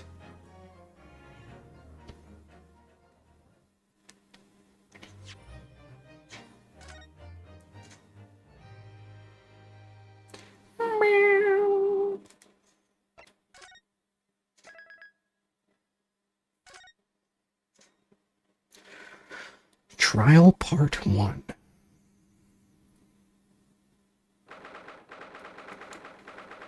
'20th of February, 9:23 a.m. The Old Bailey, defendant's antechamber. Well, I never expected this. I would have thought we'd be back here again so soon. We are on a study tour of Great Britain, with the intention of learning the country's legal practices. In order to research the latest court procedures here, We need as much court experience as possible. Well, yes, I suppose that's true, but for the person in the dock, it may well be his or her one and only time in court. Could be life-changing. In which case, treating it as research may seem a little crass. Oh, when you put it like that, you're quite right. Good morning. Good morning! Mr. Natsume, good morning. Oh dear, are you alright? Your eyes are terribly bloodshot. The early bird catches the worm, as they say here in Britain.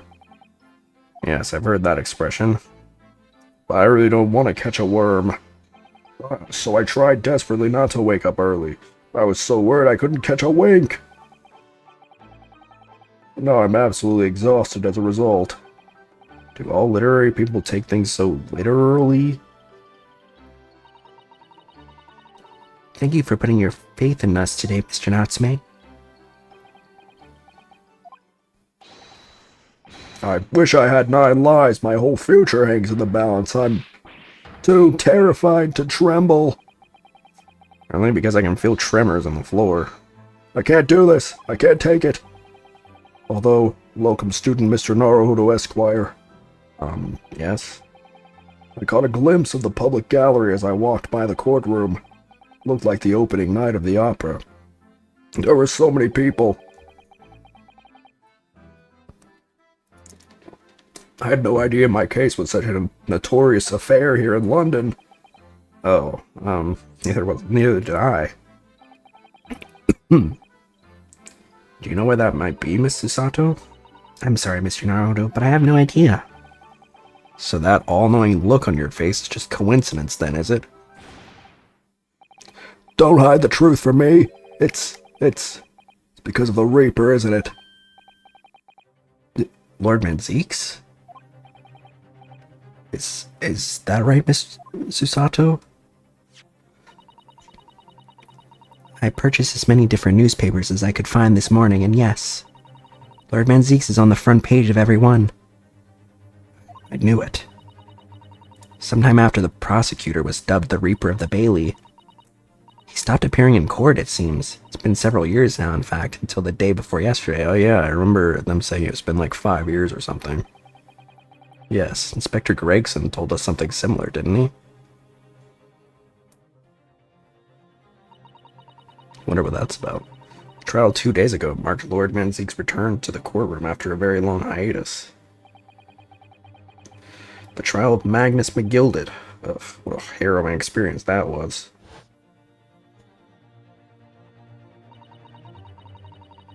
I believe that appearance made even greater waves here in the capital than today's. But we wouldn't have realized, of course, having only just arrived in the country. Why is the Reaper back in the Bailey so soon for what appears to be a mundane murder? That's the question the papers are asking. They're all speculating various answers. Mundane! Mundane! It's the most significant saga of the century to some of us. Oh dear, I meant no offense, Mr. Natsume, but that is how the papers are describing it. Well, lest we also forget the fact that it could spark an international incident. Obviously, the reappearance of this infamous prosecutor has caught some people's attention. There's another blatant similarity with the trial of 2 days ago. Yes, I agree. Locum student Mr. Naruhodo Esquire, it's you. Me? I suppose that's true. Both times it is you who stands against this legendary prosecutor. It can only mean that you're friends with the Reaper. Please, I don't rub shoulders with Deathbringers. Afraid that there's really only one other explanation. Can only be another example, Mr. Naruto, of your uncommon bad luck. Thanks for that. Well, this is just my luck. Why must I be represented by a man with such frail fortune? By the least lucky lawyer alive. Well, let's not forget that it was you, Mr. Natsume, who asked me to represent you. Oh? Yes, it's true that I'm just a student new to London with little in the way of experience, or skills, or luck. But I promise you this. I will fight your corner until the bitter end. And I will believe in you, Mr. Natsume. Oh, benevolent locum student, Mr. Naruhodo Esquire. You're not alone here with us, Mr. Natsume. Whatever happens, we'll always be on your side. Oh, benevolent non-locum assistant, Miss Mikotaba Esquires. I'm in your debt forever. I shall never forget this great kindness for as long as I live. Mr. Natsume, counsel for the defense. The court session is about to begin. Kindly make your way into the courtroom at once. Alright then, Mr. Natsume, it's time. Let's go. Yes.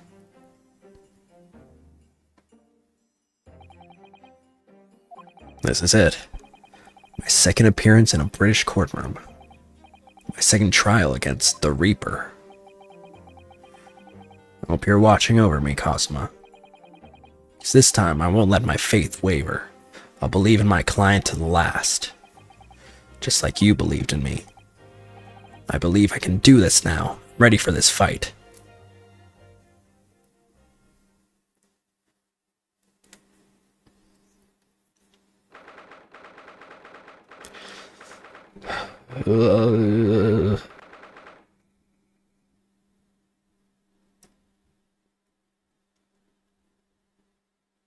Why am I so hot? I'm schwitzing. Hold on. I'm gonna put on some deodorant and turn on the fan.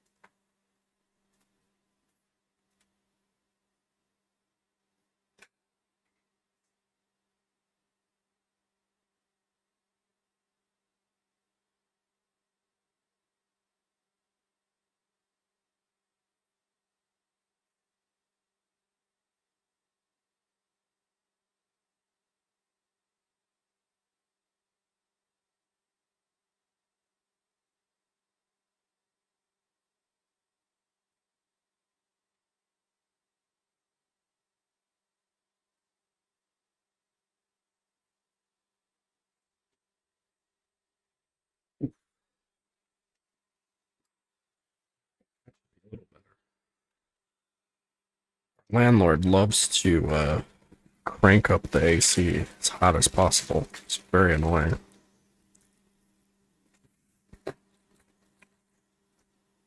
Or crank down the AC so that it is as hot as possible.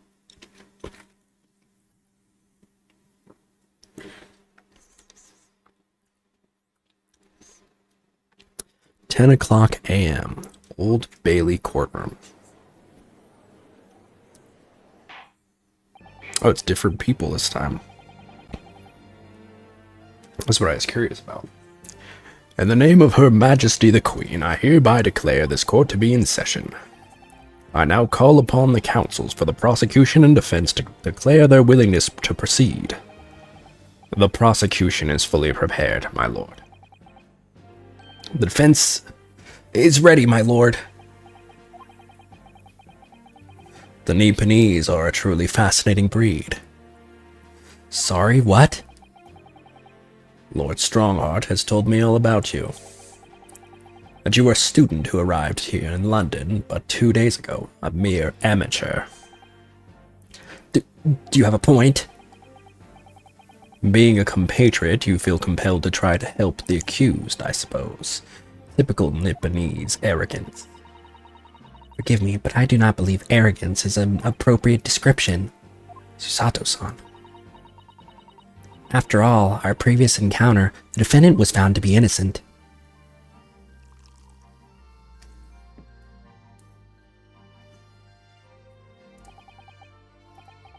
Very true, and a most fascinating if dark trial it was, too. The tragic conclusion came later, of course. Here's to the acquitted and his unfortunate violent end.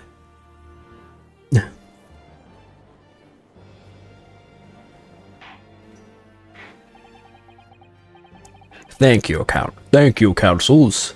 I see both sides are in fine fettle.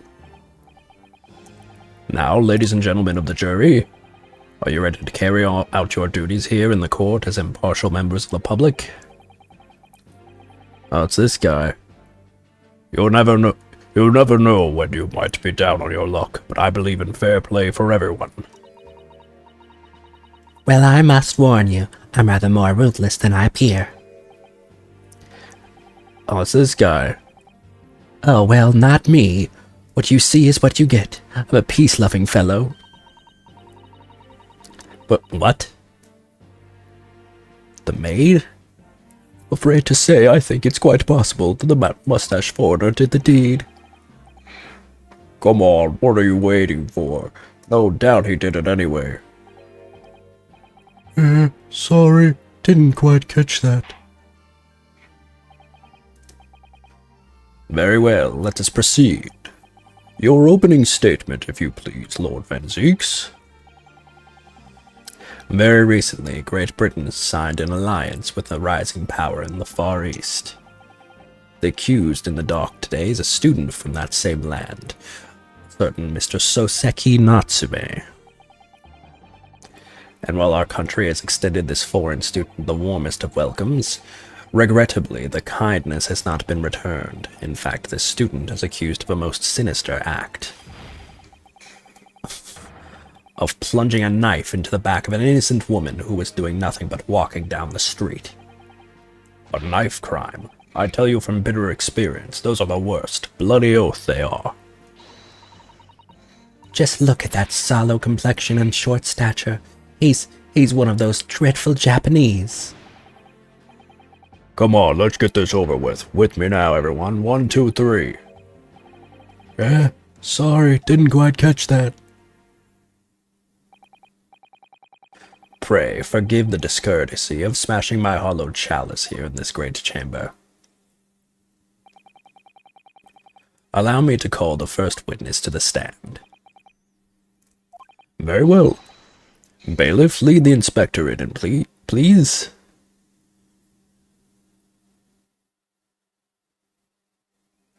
Your name and occupation, please. Yes, sir. Tobias Gregson, Detective Inspector at the Scotland Yard.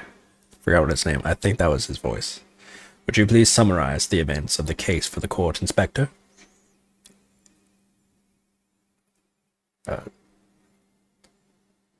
The victim is known to be a young woman in her 20s by the name of Olive Green.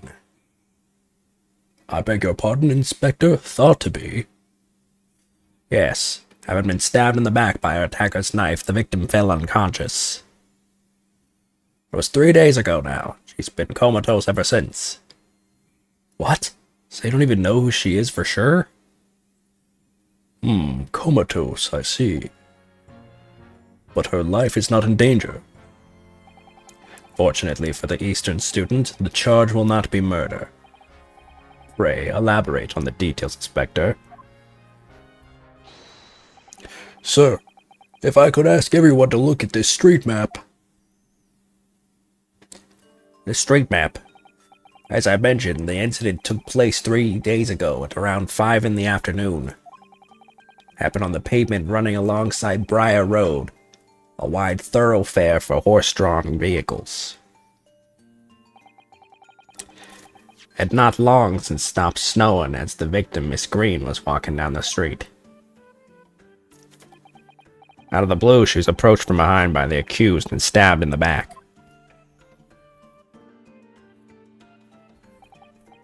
Luckily, the young lady's life was spared, and she's currently being treated in one of the city's hospitals.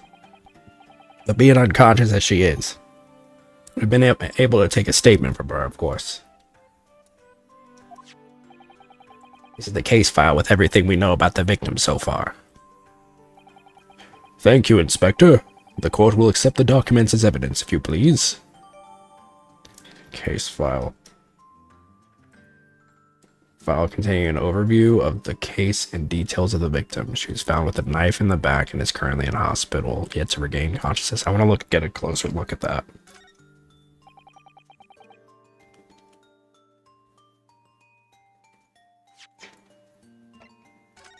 This is the map. It's where it happened. Customer Mr. Natsume, the sum of 2 shillings tendered in receipt of the picture of Monsieur Lecoq. Milford Gaborial, Canterbury, the earnings. We don't have a lot of evidence. Okay, young woman rendered unconscious following a stab wound to the back. Olive green, female, stout build, early 20s. Pavement of Briar Road, east side. Reporting officer Rolly Beat. The victim remains unconscious. Her name was gleaned from her personal effects. Other details are unknown. Apart from the single stab wound from the larger knife, no other signs of injury were observed. The assailant was seen running away by the reporting officer and was successfully arrested the following day. Okay.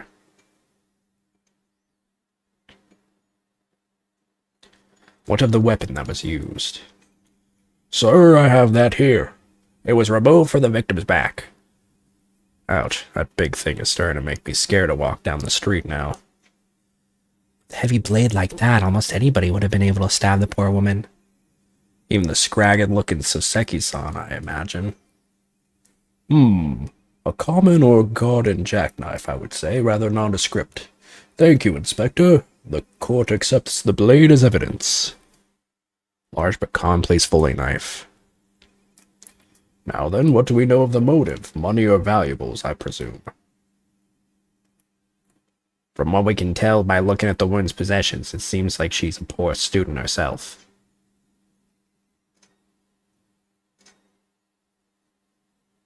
Shoop. Oh, what's up with the end of it? Oh, look here, Mr. Naruto, just at the tip. Small piece of the blade appears to be missing. You're right. Well spotted, Miss Sato. Wonder what could have happened to it. Yes, you don't think it could still be lodged in the victim, do you? Oh dear, I do hope not. That sounds terribly painful.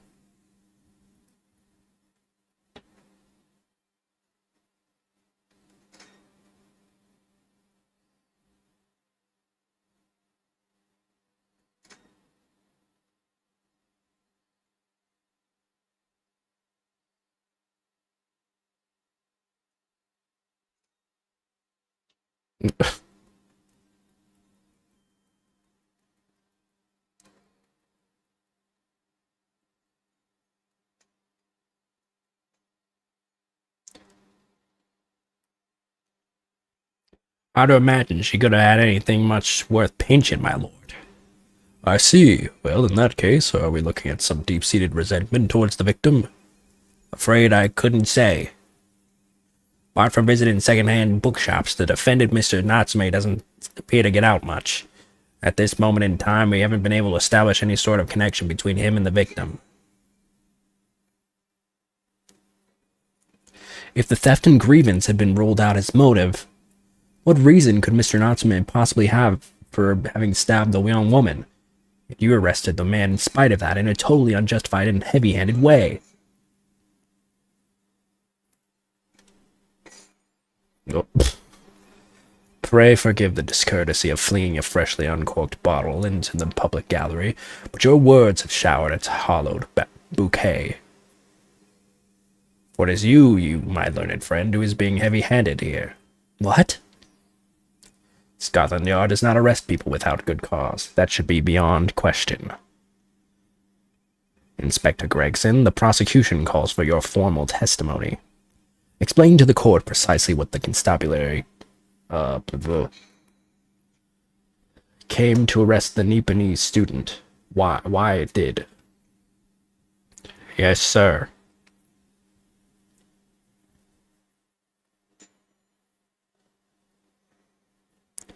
Mr. Natsume's arrest. As I said, it was 5 o'clock in the morning when the incident occurred. and there was unusually light fog. Visibility was reasonably good, and there was no one else about but the victim and the accused. Out of the blue, the victim was stabbed from behind and subsequently collapsed on the pavement. The accused ran off, scattering his belongings all over the floor, those being a number of old books he'd just bought. He was on his way home from the bookshop, I suppose. It's just a matter of working out who the books belonged to, and we found the bloke to arrest him. Old books, you say? Yes, my lord. I have a photographer here on the scene of the crime, taken immediately after the incident. Ah, yes, I can clearly see the books to which you are referring. I will take that photographic print as evidence, please, Inspector. Photograph of the scene taken... Oh. You Nipponese are a spineless breed too cowardly to admit defeat, denying everything despite overwhelming evidence to the contrary. Well, Forgive me, Lord Van Zeeks, but the defendant is not denying everything, as you put it. What are you doing, Mr. Sato? Do go on. Mr. Natsume has admitted to playing some part in the incident. Isn't that right, Mr. Naruhodo? Well, now you mention it. When we visited him in the prison yesterday, he did tell us what had happened. As I was walking along that accursed pavement, I could make out the sole silhouette of another ahead of me. A woman wearing a green overcoat she was, just when I went to overtake her. She suddenly let out a scream and collapsed on the cold hard slabs of stone at my feet. I was terrified. I had to get away from there, so I ran as fast as my legs would carry me to,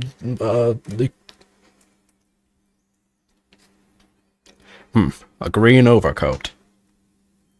Well, that's exactly what the woman in that print is wearing. Oh my, a photographic print in full color. What will the world come up with next?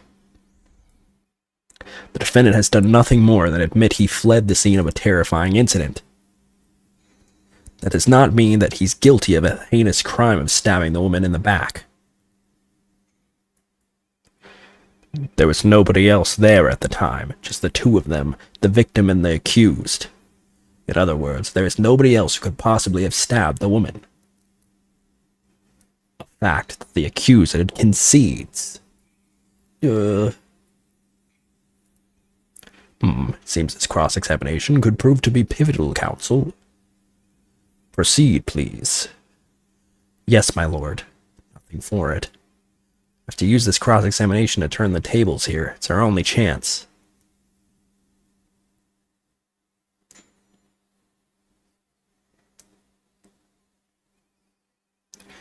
It's 5 o'clock in the afternoon when the incident occurred, true, and there is an unusually light fog. Visibility was reasonably good, and there was no one else about but the victim and the accused. Out of the blue, the victim was stabbed from behind, subsequently collapsed on the pavement. The accused ran off, scattering his belongings all over the floor. Okay, let's press that, because I think we might be able to see... I think maybe the books might come into play here. Mr. Natsume's belongings? I think you'll find it's all there in the photographic print of the crime scene. Yes, the 3 books on the floor. That's right, my lord. Second-hand books they were. Irreparably damaged after falling in the snow, of course. The accused could easily have carried all 3 books in one hand, which means his other hand would have been free to wield a knife, for example. He's very clever, isn't he? What do you mean? It's made it extremely hard for you to assert that Mr. Natsume had his hands full with his books. He's managed to close the one avenue of escape we might have had before we even knew it was there. You mean to say that the defendant was holding his belongings as he thrust the knife into the woman's back? That must be what happened, my lord, yes.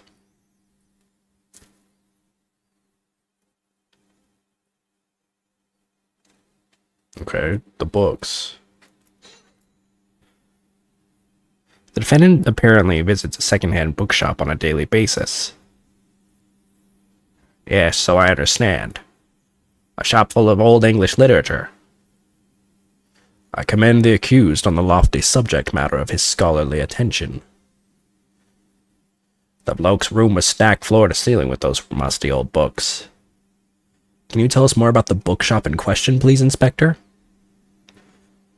Well, if I must, I'll have to ask you to look at the street map again, I'm afraid.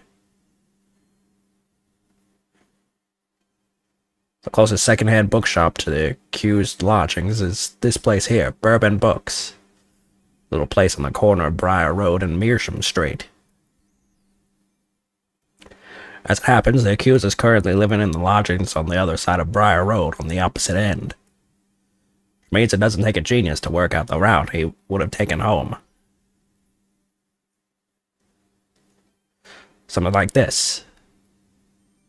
Local maps information has been updated in the court record. Street map of the local area showing locations that are... Okay, cool. I see, so we're going to be using that pretty frequently then. Yes, I concur with your conclusion, Inspector. The defendant would certainly have passed the scene of the crime on his way home from that particular shop. Mr. Naruhodo, I think that what the inspector just told us could turn out to be of vital importance. Yes, I agree. The most important point that the inspector just made being... I'm thinking the name, but let me look. Your books. There we go. Yeah. The name, for sure. Because, I mean, that's the receipt from that day, is it not? Yeah, it purchased from a secondhand bookshop before the incident occurred. I'm guessing directly before, right? The day that was the day he went to a bookshop. Well, he goes every day, but I'm gonna do some guesswork and just assume that today, or that they're talking about before as in right before. Inspector Gregson, may I ask you a favor? What? Would you kindly add the name of the bookshop to your formal testimony, please? I believe it may be of vital importance. Maybe. Well, you know, I mean, yes. It could be a very important clue. Very well, not that I can see it being of any great significance, but please revise your testimony accordingly, Inspector. Yes, sir, my lord, whatever you say. Can the man be any more sardonic?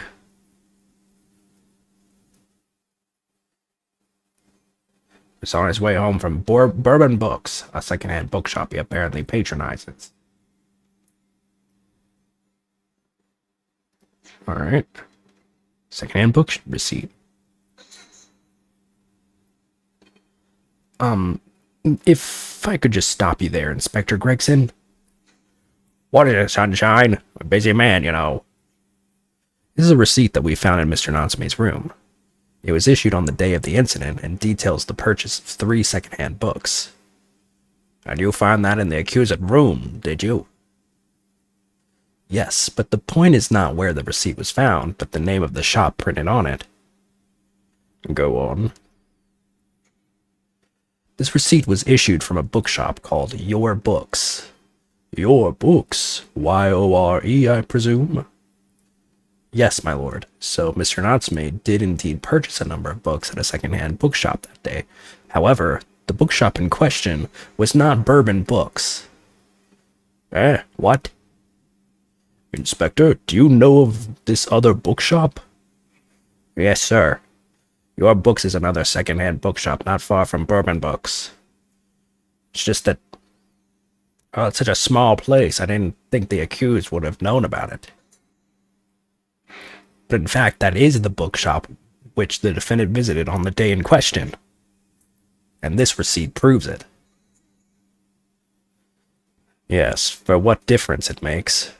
Wherever the man purchased his musty tomes, it makes no difference in the final analysis. I disagree. I mean, after all, the street map here, that might be of help. Oh, yes, thank you. Have a look at this, please. the defendant had been returning from Bourbon Books, then yes, he would have almost certainly passed the place where Miss Green was attacked. However, we take into the... Well, I mean, but he did pass the place. I mean, he said in his own testimony that he was there. So I don't know where this is going, but okay. We take into account the fact that he was actually at another bookshop, Your Books. It may very well turn out that he wouldn't have passed that location at all. Could that be true? My, it rather depends on where this other bookshop is, but I do declare it may be a possibility. Is that right, Mr. Lawyer, sir? What you just said? Absolutely. It absolutely could be right.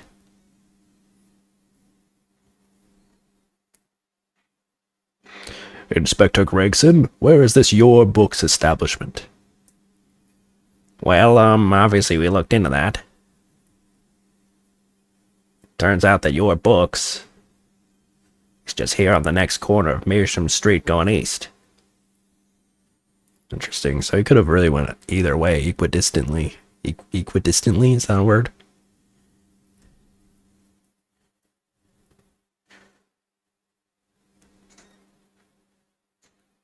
And there you have it. As you can clearly see now. Oh.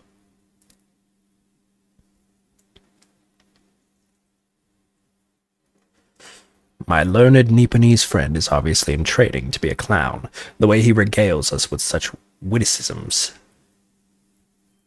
To your future career in the circus. Put that glass down now, or I'll put it down for you. I didn't think I needed to spell it out, but here we go. The accused was coming home from Your Books instead of Bourbon Books. There's no doubt he still would have passed the place where the victim was stabbed, but he couldn't go the other way.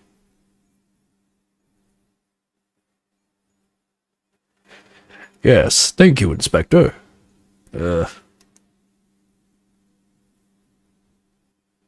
Allow me to reiterate for my learned, if somewhat slow, Nipponese friend. Whoa. Wherever the man purchases musty tomes, it makes no difference in the final analysis. As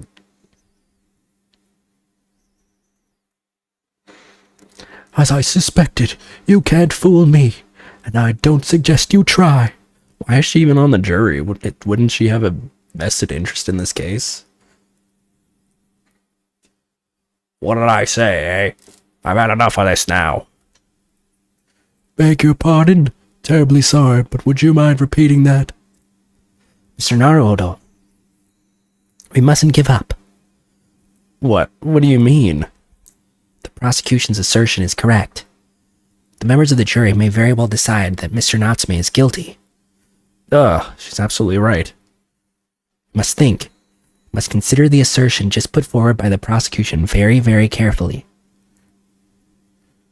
They claim Soseki-san must have passed the location of the incident on his way home from Your Books, but... raise a rejection. The assertion just made by the prosecution is fundamentally flawed. So there's another route. Explain yourself, counsel. Yes, my lord. You can see what I mean on this map. When returning from Your Books to his lodgings, Mr. Natsume could have followed the route suggested by the prosecution. However, that isn't the only conceivable route to take between the two places. If the defendant used these streets, look what happens. He arrives back at his lodgings without passing the location where the victim was attacked. Talking back to a clown is a fool's errand, of course. However, I feel compelled to point out that that route is what is commonly referred to as the long way around. On a cold winter's night, why would any man choose to take a longer route home? Well, the answer is extremely simple. He wouldn't. In other words, The accused took the obvious route back to his lodgings, and is the obvious perpetrator of this crime.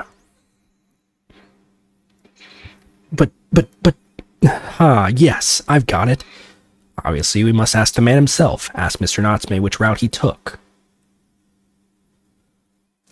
I have already informed the court of the accused's response to such questioning. He claims he has no recollection. That's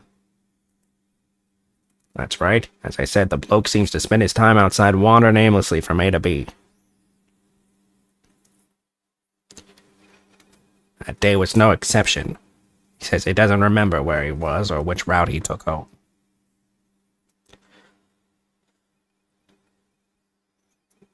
I don't believe this.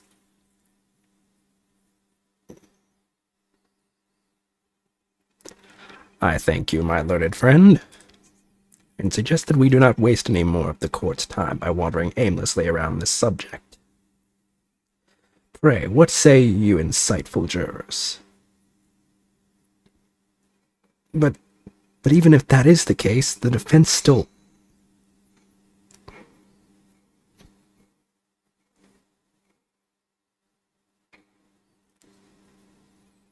I agree with Lord Van Zeeks. Wholeheartedly in every way. What? I don't believe it. Does this mean... We members of the jury are completely convinced now. Very well. In that case, I hereby call upon all the members of the jury to present your findings to the court. Uh-oh.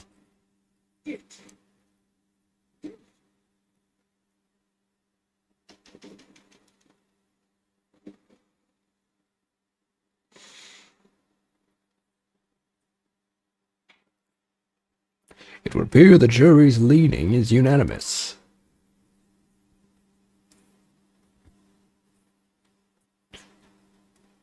To the insightful members of the jury, I applaud your brave resolve. You serve Queen and country admirably. Mr. Naruhodo. No, not yet. This isn't over yet. I still have one last chance to sway the opinion of the jury. I have to tip the balance of those scales the other way. I have to turn this around. Somehow. Those are the eyes of Quarry, not yet willing to give up and die. So I presume you intend to wield your rights again in this trial. The rights of the defense written into antiquated British law that should have been buried long ago. Call it antiquated if you will, but it's the defense's prerogative to carry out a summation examination if it so chooses. Very well, counsel.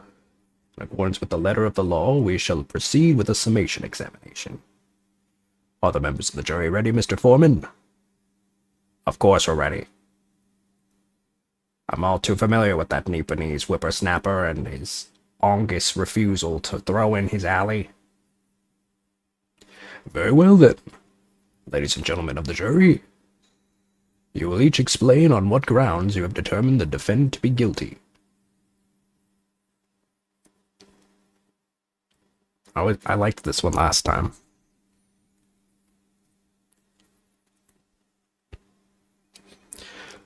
For pity's sake, that little Nipponese oddity already admitted it himself, didn't he?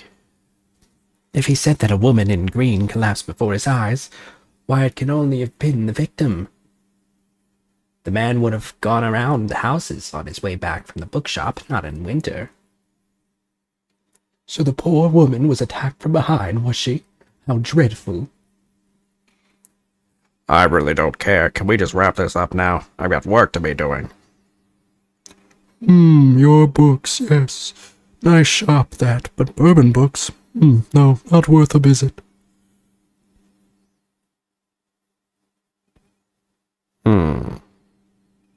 With only minor exceptions, the reasons for finding the defendant guilty are all too clear. When the stabbing occurred, the only two people at the scene were the victim and the accused. and the accused himself has admitted to seeing the victim in her green overcoat sink to the ground before his eyes. Furthermore, we have heard from the inspector that the defendant then fled the scene. I must say, I would have ample grounds to convict this man already. Oh dear, even the judge appears convinced of Mr. Natsume's guilt now. Ugh, why did he have to run away like that? And how are we supposed to believe in some phantom attacker that nobody could see? It's impossible. How can I possibly make a case for the defense? Mr. Naruhodo, this is no time for grumbling. We want to force the trial to continue. Yes, I know. To turn the tide. Let's make the jurors change their minds. Well, 4 of them at least. Exactly. We have no choice but to forge forward. You have the floor, counsel. Begin your summation examination. Yes, my lord. Just need to keep this trial going somehow, whatever it takes. Come on, Ryunosuke, you can do it.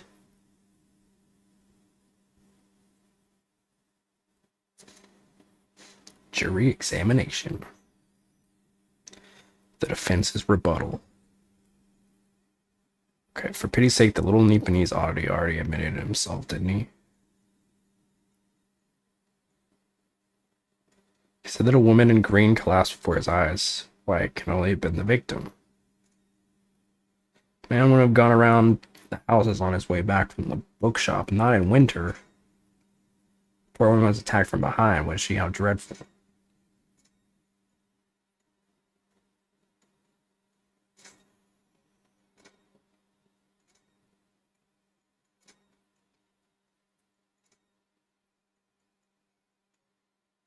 We just wrap this up now.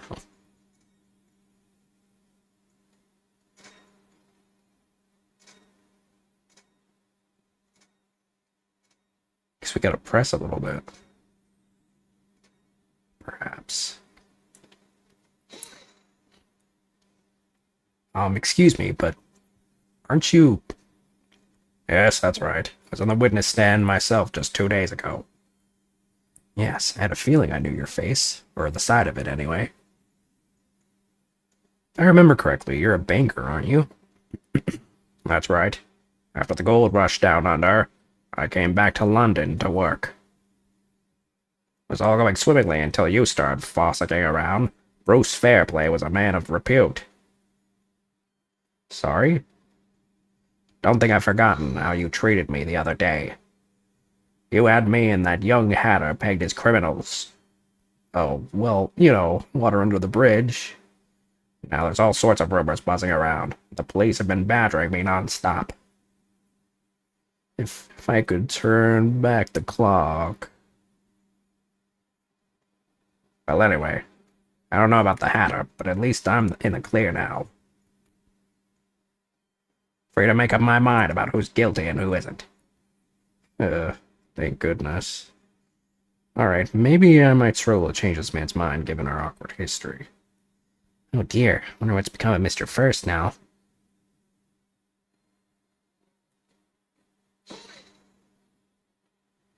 You're right that at the time of the incident, the defendant admits to having seen someone wearing a green overcoat walking ahead of him. Well, quite. That's precisely my point. Clearly that someone wearing green was the victim. Clearly that funny little Nipponese man with the disturbing mustache is the culprit. Let us not forget, madam, the defendant vehemently denies attacking the woman. Why, of course he does. If he admits to stabbing her, his life is over. The man is obviously a liver-faced coward, honestly claiming the woman simply collapsed before his eyes. But if that's a lie as you're struggling, do you not think he would have did something more credible? Oh, I really couldn't say. After all, you are foreign. Who's to say what goes through your funny little minds? Damn. I could tell you what's going through my funny little mind right now, but you wouldn't like it. I do declare that the man has already made the admission. He himself has stated that there was nobody else around. Surely the conclusion is obvious. No one else could possibly have committed this awful crime. If no one else could have done it, the accused must be the man. Really, couldn't be more simple. Your argument is compelling in its simplicity, I must admit. Oh my, you are too kind, my lord. That went well for her.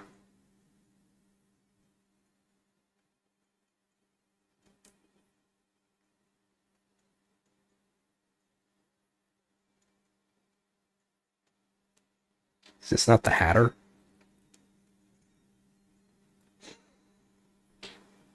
But you can't deny that there are other routes Mr. Natsume could have taken back from your books.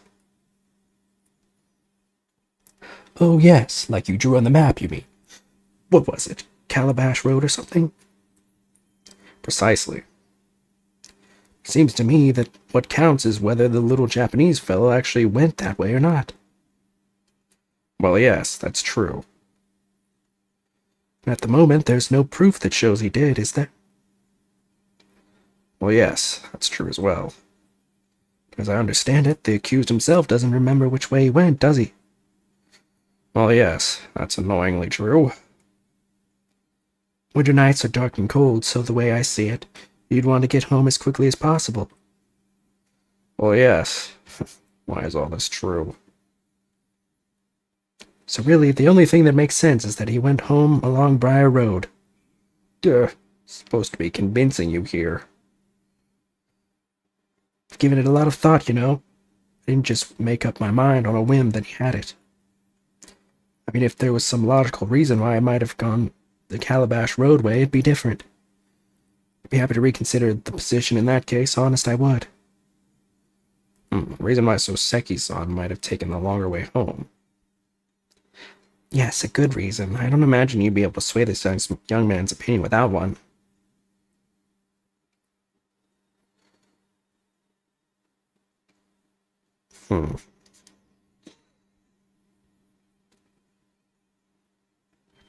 Whatever's the matter, young man? You're the wife of Mr. Garrett, aren't you? The landlord who rents Mr. Natsume's room? The master's wife. Where did you get your ideas, sir? I'm the maid, you understand. Just keeping up that charade? Ugh, it's going to be awkward. Why didn't you mention this yesterday? That you'd been selected for the jury in the trial, I mean. Well, I was told not to mention it to anyone until the day of the trial, you see. It was in the letter I received. The instructions were very clear, so I'm afraid I had no choice. I see. Anyway, Mr. Natsume, the defendant, takes lodging in your master's house, doesn't he? Yes, that's right. Though he's only been in a little over a week now. And in that time, surely you must have taken stock of his character. Does Mr. Natsume look like the kind of man who would commit a crime such as this? Oh my goodness me, yes, he's just the sort. What? Spending all this time in that dark and dingy room, sporting that unscrupulous mustache. The man never speaks. Don't get me started on those shifty eyes. All the neighbors are talking about him. I've heard them, you know. People think he must be building a bomb in there or something. Oh dear. Poor Mr. Natsume. Could people say such things about him? He's a harmless bookworm. Nothing more. Well, you just called him a worm, so... Anyway, better be careful about inviting this maid to speak. She said enough damning things already.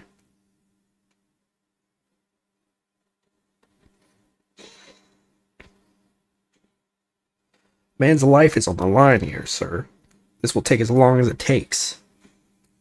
Don't get clever with me now, son. My life's on the line too, and so is my family's. The likes of you wouldn't understand, but a laborer like me can afford to take time off. If I don't work, I don't eat. Neither do the wife and kids. Oh, I see. That must be very hard. I go to the union every morning to find out what needs doing. If you're late and the work's taken, it's tough. This time of year, there's water and gas supply pipes bursting left, right, and center. After cheap labor to get the roads dug up to fix it. It's a hard slog from dawn till dusk it is. So, you were out digging up the roads on the day of the incident as well, were you? That's right. In fact, if I remember rightly, it was just round the corner from where it all happened. By that old bookshop it was. What? Another coincidence? That's right, Meersham Street it was. Meersham Street. The map, Mr. Naruto. There are only 3 named streets. Juror number 5, I need you to add that information to your formal statement, please. What's the point in that? Can't we just get this business over with now? Please, sir, it's important. Fine, I'll do it then. Day it happened, I was digging up Meersham Street from dawn till dusk. Meersham Street.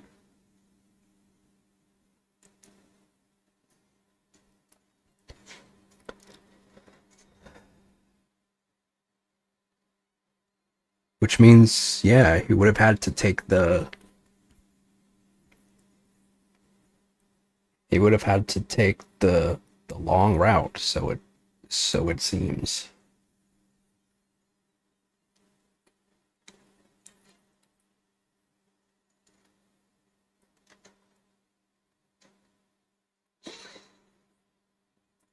So if I understand correctly, you're a day laborer and you were doing road maintenance that day. That's right. Like I said, you get a lot of burst gas and water pipes underground in the middle of winter. It's the only time of year fellows like me actually make a few bob, and I'm missing out today. And when you say from dawn till dusk? Well, the work has to be completed within the day, see? No coaches or pedestrians can pass while it's happening. I wonder if I could trouble you, sir, to mark on this street map the exact location of the works you were carrying out. Give it here, then. Let me have a look. Right, let's see, then. Here we are, Meersham Street. Yes, it was just here, like. It was a tidy day, I can tell you. We had to get through all the drifts of snow that frozen solid. What sort of time did you finish the work? Well, we started in the morning and can't have finished before gone 6, I'd say. The snow had stopped coming down, but it was long past dark for sure. That means the road work was still going on when Miss Green was attacked at around 5 o'clock. Roadworks on Meersham Street, huh?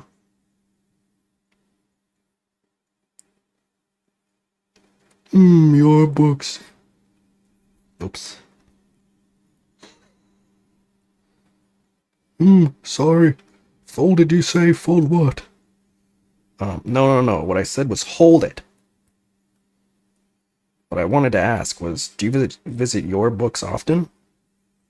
I like the old books they have in there, yes. I enjoy reading them over a nice cup of old tea. That's my daily routine, you see. Same thing every day, including the day you're all talking about. At what time did you visit your books on the day in question? Well, I was picking out books in there all afternoon. Would have been just before 5 that I left.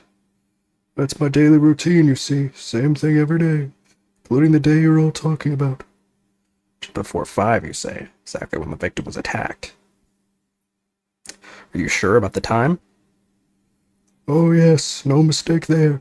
I remember it well. I'm not about to forget that day in a hurry. Not after the dreadful time I had. What do you mean? Well, I was walking down Calabash Road when I slipped on the ice and donked my head. It's always worse after the snow stopped falling.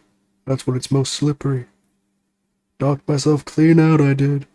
I really thought my number was up. Wait a minute. Let me get this straight. This happened on Calabash Road? That's right. I live in Cornpipe, you see. Heading down Calabash Road is the quickest way for me to get back from your books. Juror number 6, I must insist. You add that information to your formal statement. May very well be extremely significant. Sorry. Extremely sick? No, I'm quite all right now.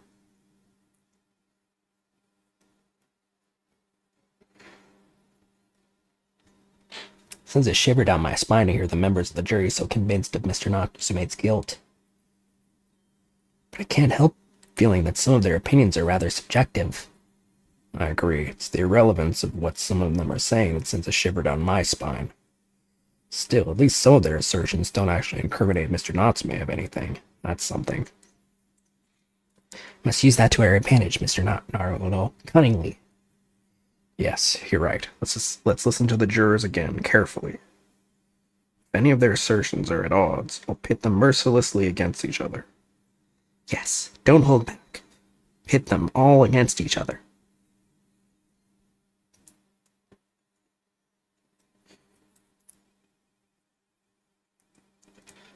Alright. So that woman in green clasped before his eyes. Why it can only have been the victim. Gone around the house on the way back to the bookshop, not in the winter. Okay, let's pit that one.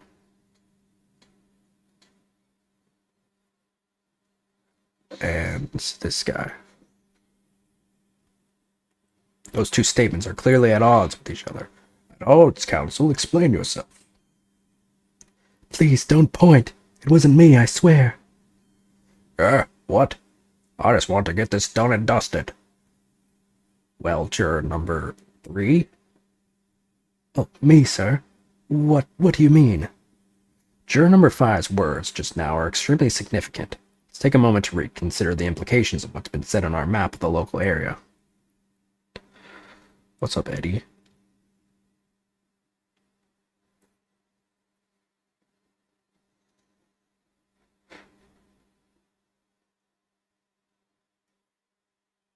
On the day in question, Mr. Natsume visited this bookshop to purchase a number of secondhand books.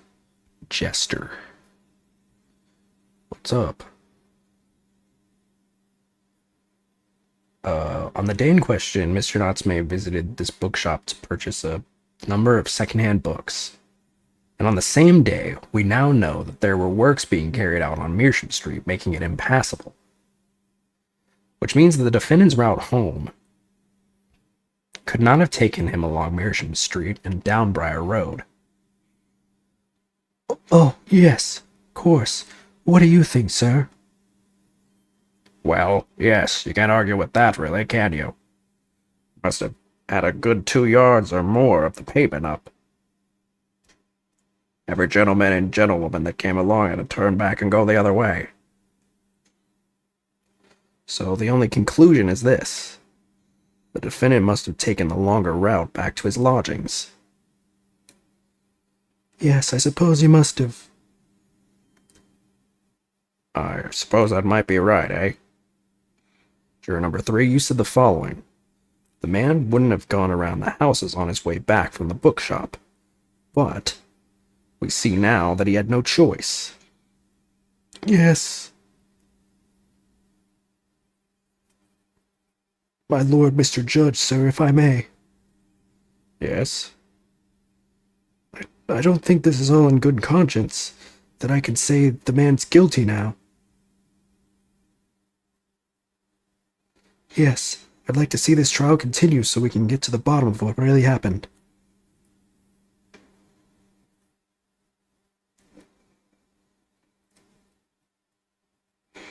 What about you, sir?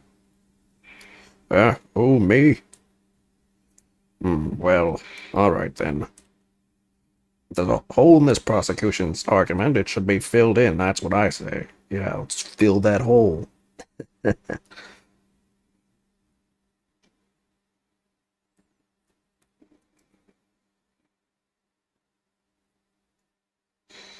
Oh, well done, Mr. Naruto. That was wonderful.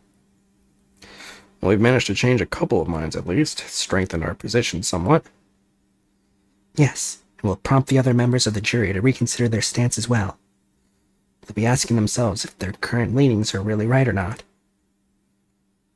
Now, if we could just identify one more clue of discrepancy that would make them stop doubting Mr. Natsume, we might be able to tip the balance completely. Yes, that's exactly what we've got to do. Van Zieks is looking to bring this trial to an early conclusion. That's what we have to prevent, by whatever means we have at our disposal. Thank you, counsel. On with the summation examination, please. Yes, my lord.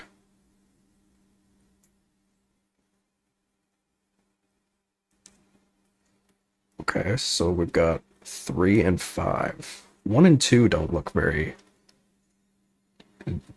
questionable. So the poor one was attacked from behind. Was she how dreadful? I slipped over that evening myself on Calabash Road. I knocked myself clean out, I wonder if that was the green coat.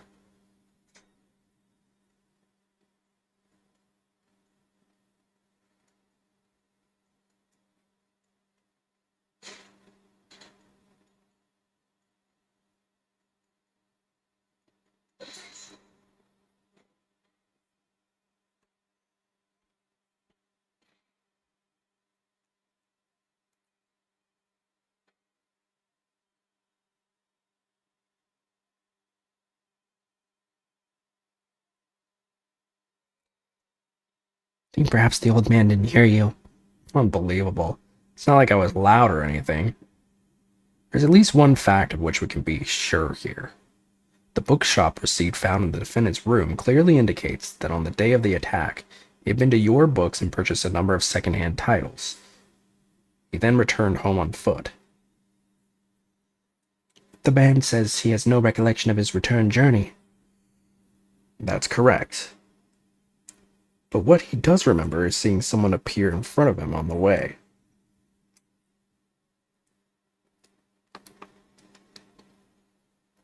Someone in a green overcoat who suddenly collapsed on the pavement before his eyes. Yes, we were well aware of this. The poor young woman was stabbed, obviously. Can we really be sure of that, madam? My, whatever do you mean? I'm sure you heard juror number 6's account of what happened to him on that day. That same afternoon, there was somebody else apart from the victim who was wearing a green overcoat and who fell over on the icy streets of the neighborhood. Oh my. My goodness, you mean... That's right. I'm referring, of course, to hard of hearing juror number 6. Are you suggesting the person in the green overcoat whom saw the defendant collapse in front of his eyes was the jolly old gentleman on the end of the bench? That's entirely possible, yes. After all, the old man is a somewhat similar build to the victim. Well, look at that. My goodness me. Sorry, you need a pee? And crucially, we know precisely where the old man in the green overcoat fell. On Calabash Road. Therefore, if the person who Mr. Natsume saw collapsing in front of him was in fact juror number 6, means the defendant must have taken a long route back to his lodgings. But didn't he say he saw them stabbed?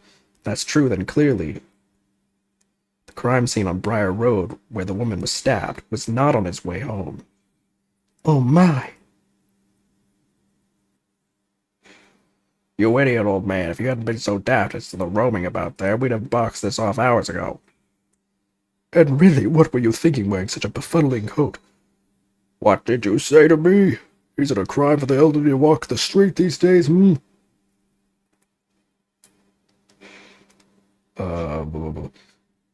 it a crime to slip over on the ice?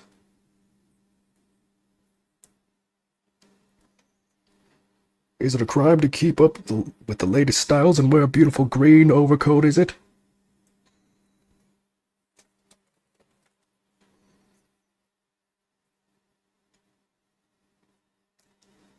My lord, I hope it won't cause any inconvenience, but... You'd like to change your leaning, I presume? I do declare that I would. I'm gonna take a bathroom break real quick. I will return.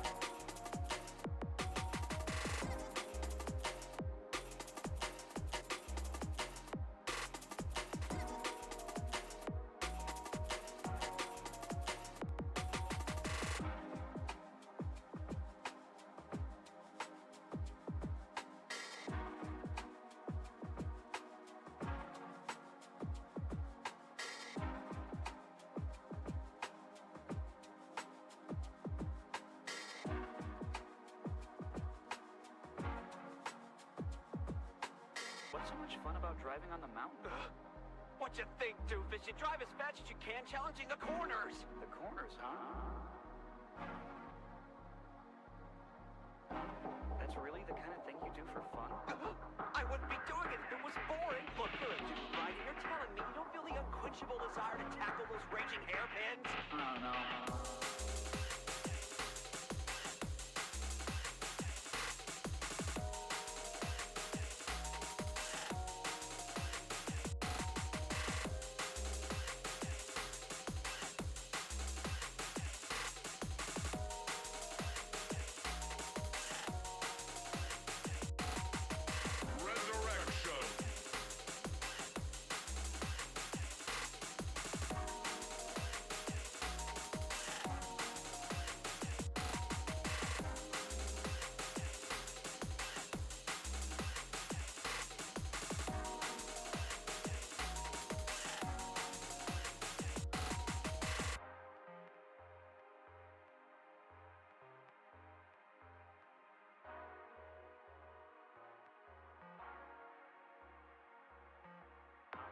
That's really the kind of thing you do for fun? I wouldn't be doing it if it was boring. Look, you're a dude, right? And you're telling me you don't feel the unquenchable desire to tackle those raging hairpins? I don't know.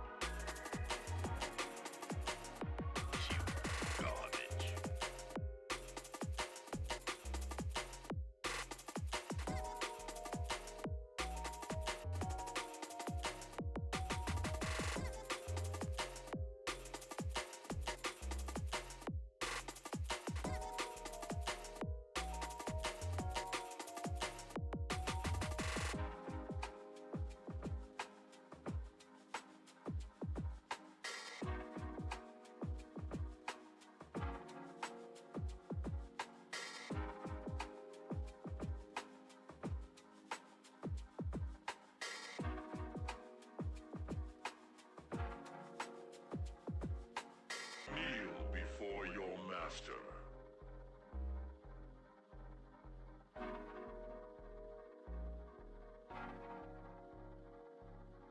Let me be the blesser of all souls.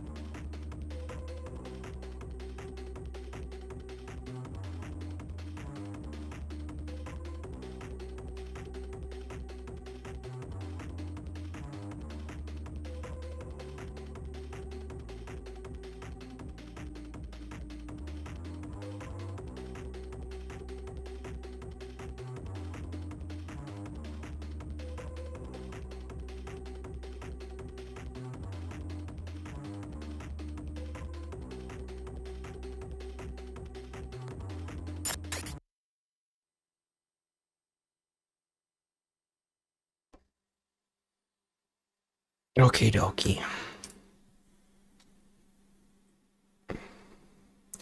Man, I really need to use I need to post more to YouTube Shorts, dude.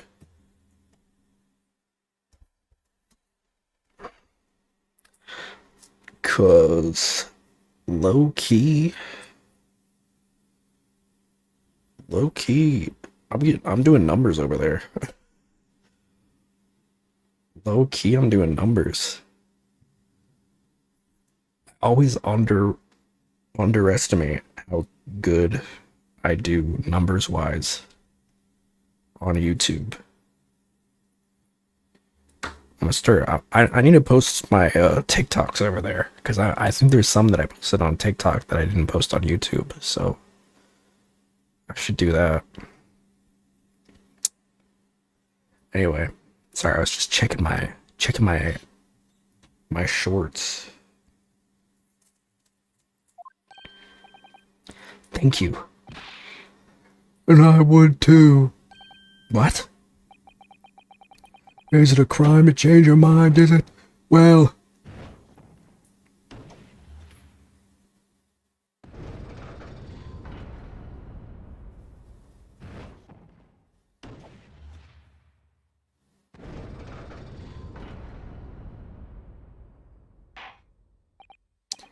Well, that summation examination is concluded with a rather whoops. Well, that summation examination is concluded with a rather large shift in opinion. The ayes 2, the noes 4. So the noes have it. Not guilty, they say. Which means we no longer have a consensus among the members of the jury. The trial will continue. Objection!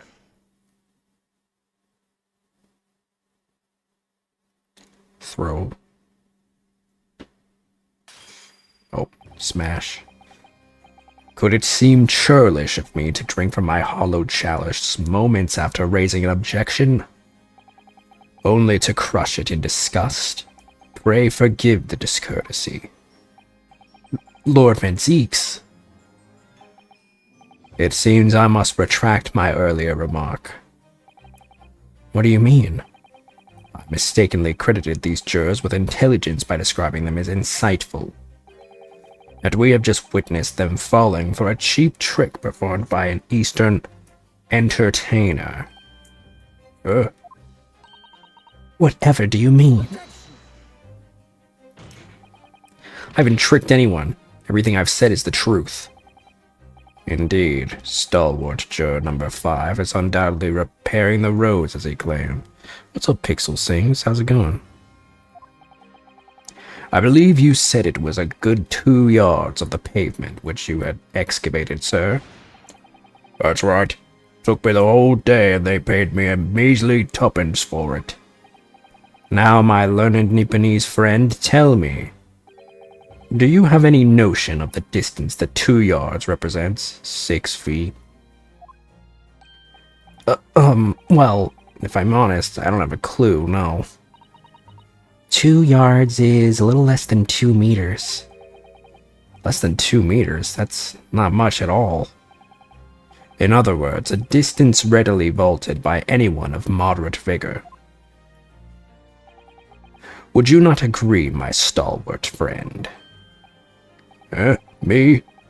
Well, I can't say you're wrong, no. What? And did you perchance erect a sign to prevent pedestrians from passing the site of your works? I wouldn't dream of it. What a waste of time. No coaches would have any hope of passing anyway. We just turn any gentlefolk back when they come. Kids just jump right over us all the time.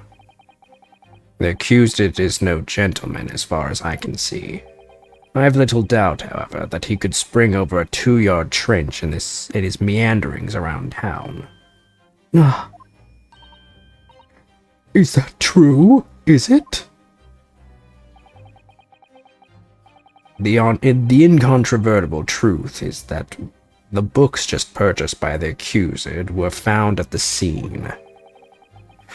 There can be no doubt that on his way back to his lodgings, Mr. Natsume walked down Briar Road. crushed in a single sentence. And old man? Old man, you can talk.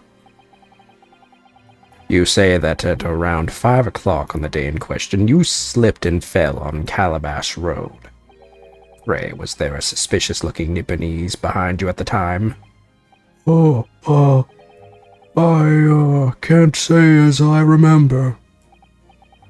You don't remember? How about a wager, my learned friend? You say it was this old man that the accused saw, but I would lay 1,000 to 1 against you being able to prove it.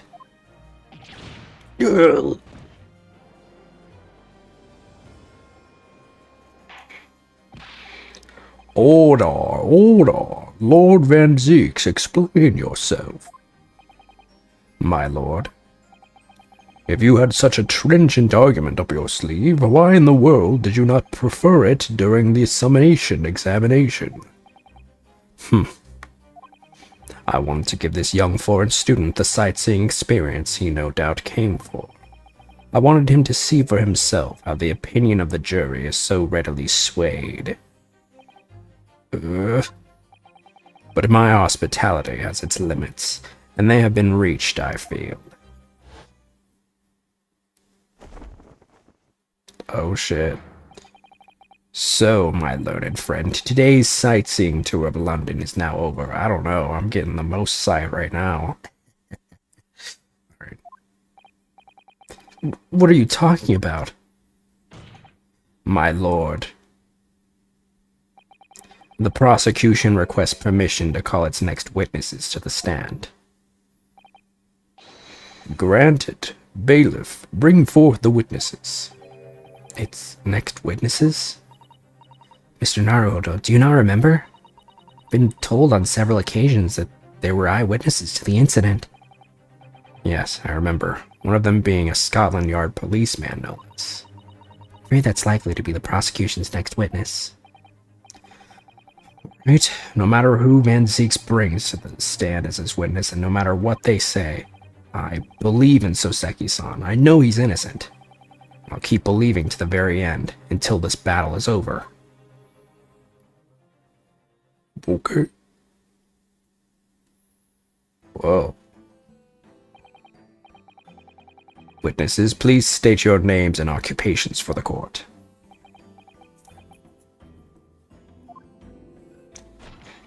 Whoa. Constable Rowley Beat, sir. Nothing to report in this street, sir. Oh. And I'm Mrs. Beat. Patricia's my name. I'm proud to say I'm this young town hero's wife. What's the story here? Well, in truth, we've not been married long. In fact, we celebrated our first anniversary only the other day.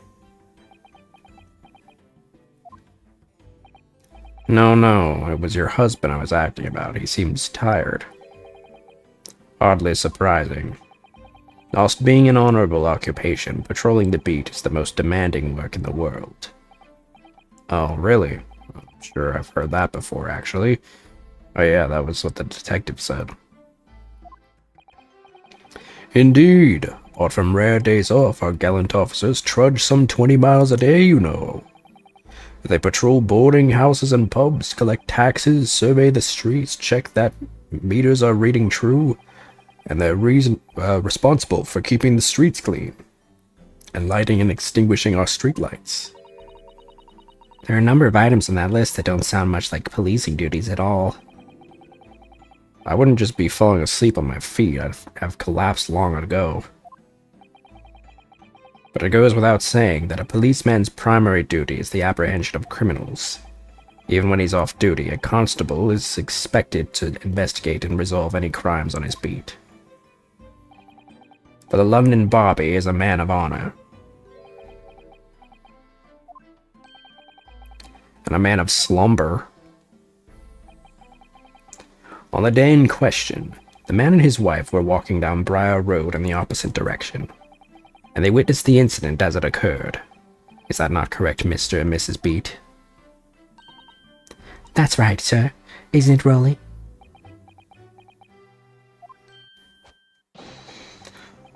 Constable Rolly Beat, sir. Nothing to report on the street, sir.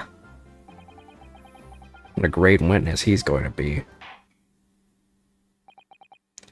Very good. I'd like to hear your formal testimony now, please. You will tell the court exactly what you saw on the afternoon of the incident. Yes, sir. Okay.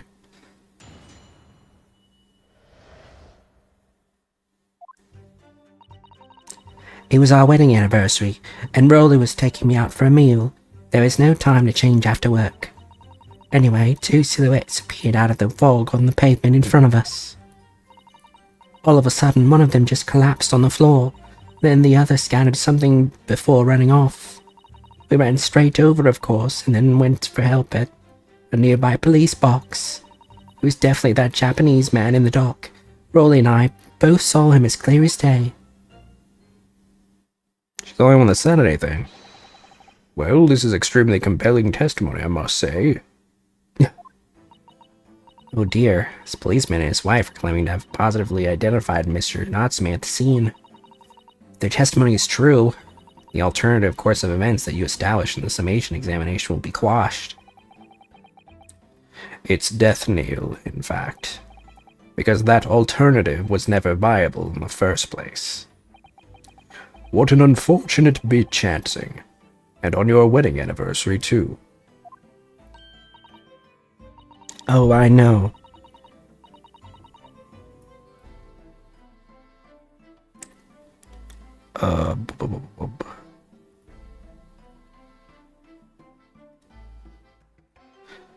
Oh, I know, but I still managed to go out for the evening with my man, and I thank the Lord for that. Gosh, the life of a London's Bobby sounds very hard indeed. Indeed, however. This cross-examination will be over in minutes. You may well have time to rest this afternoon. What do you mean by that? My learned friend, the witnesses saw the face of the man fleeing the scene.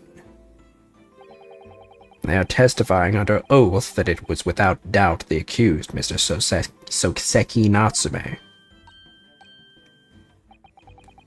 And one of those witnesses is a policeman, no less. So you appreciate the gravity of the situation, I'm sure.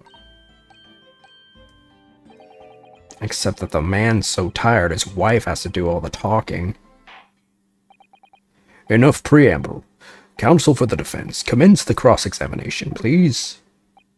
Yes, my lord.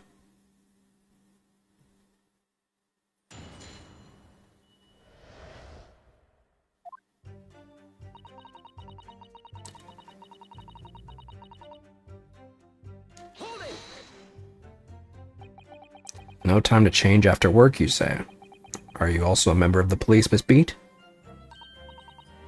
Oh no, sadly not. It's a job for strapping young men only. Women, children, and the elderly can't even apply. Well, I think you can probably see why children and the elderly can't do the job, can't you? I think Rolly looks ever so handsome in his uniform. It suits you down the ground, doesn't it, darling?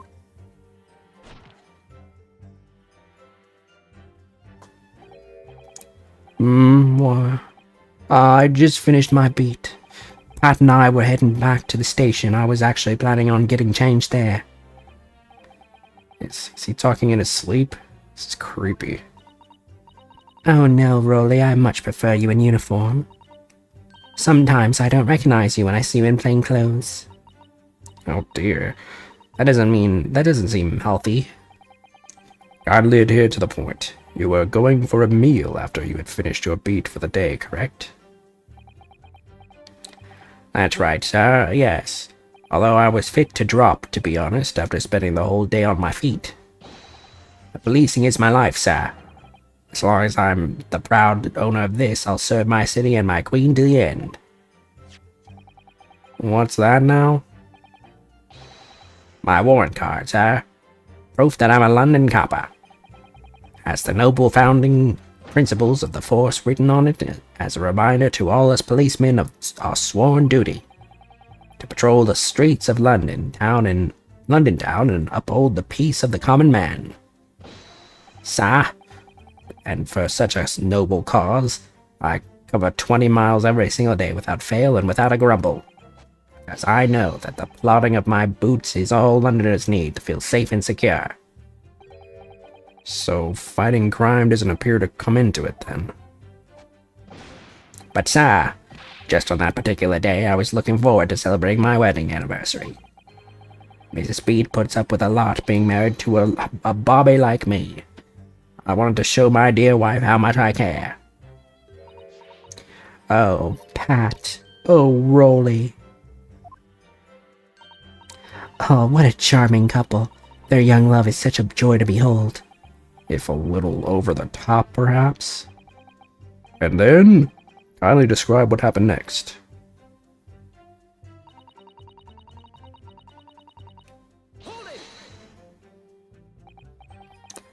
Two silhouettes? That's right. They were coming towards us, walking up Briar Road on the opposite direction. There was a rather plump figure followed by a scrawny, thin-looking man. That does sound exactly like the victim is pictured in this print, like Mr. Natsume. Yes, unfortunately it does. And you're certain that at the time there was nobody else nearby? Oh yes, quite certain. It's dark, but there are streetlights on Briar Road, you see. There's nobody else around at all, isn't that right, my darling?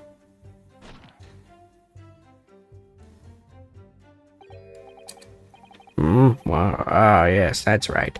Of course, there was a light fog on the ground, but Briar Road is dead straight and you could see a fairly long way down the pavement. And then there's the street light as well. I didn't see any other pedestrian. Before sleep takes a firm hold, your answer please, Mr. Beat. Are you quite sure of what you just said? Yes, sir. It's a copper who spends all day, every day, keeping watch on the streets, I'd swear to you, sir.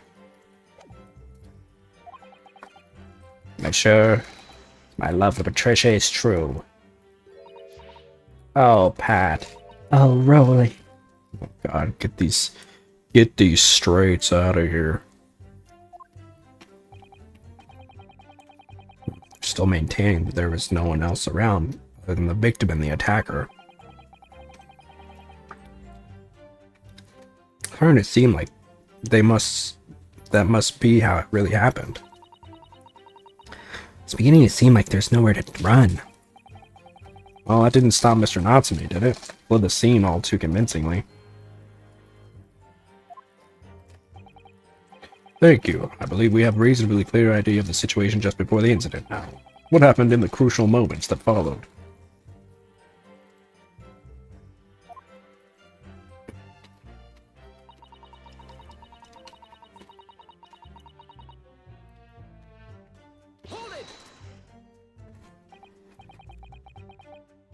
Scattered something?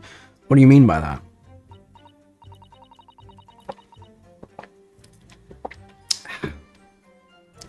Oh, well, I couldn't quite make out what it was at the time. But then when we got closer, we realized what it was. Didn't we, darling?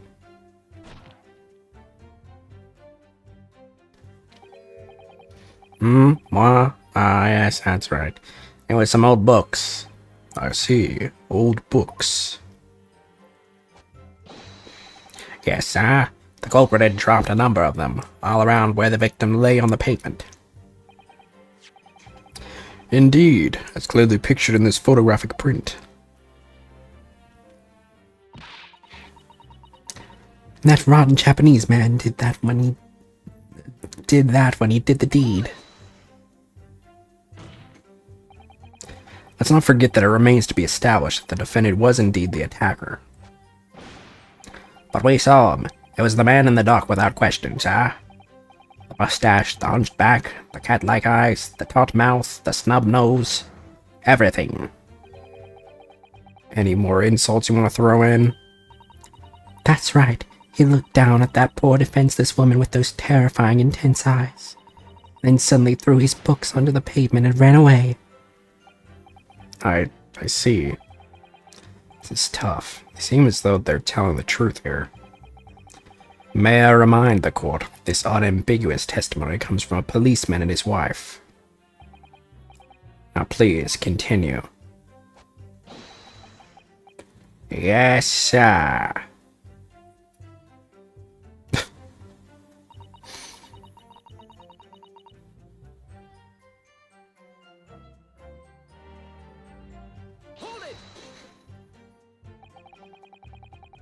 Was it your husband who went to fetch help?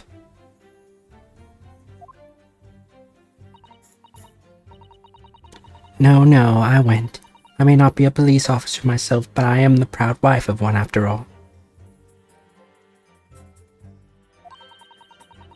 Isn't that right, my darling?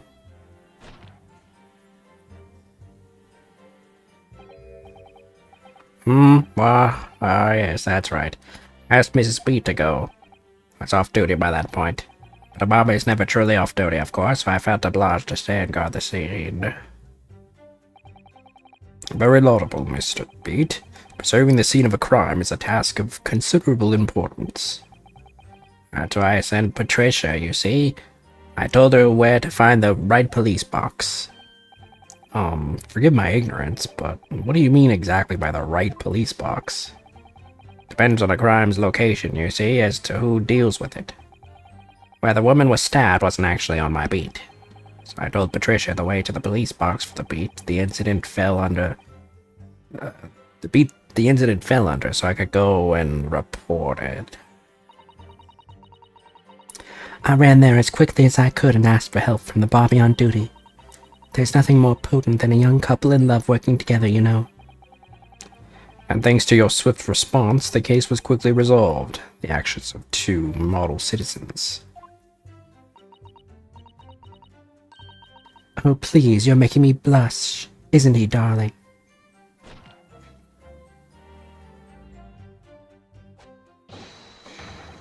Yes, sir. What Patricia said, sir.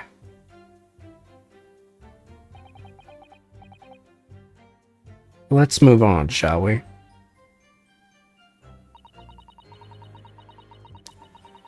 It's definitely that Japanese man in the dock. Rolly and I both saw him as clear as day. Surely you wouldn't have been able to see his face by the light of the gas street lamps, would you? We absolutely could. Us Londoners have exceptional eyesight, I'll have you know. Right.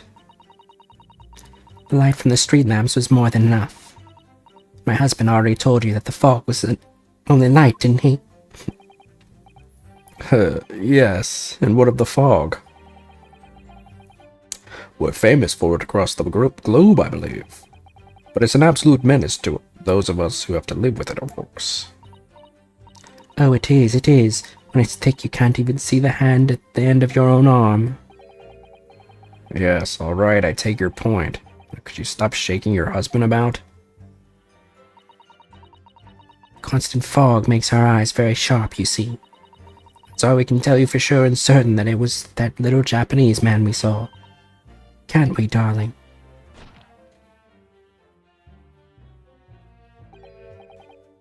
What? Ah, yes. It's the accused, no mistake.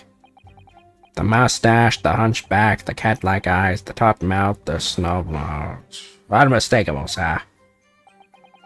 As far as this couple's testimony is concerned, there can't be any question. Mr. Seki saw him running away from the scene of the crime. So that's it, is it? That's their entire testimony?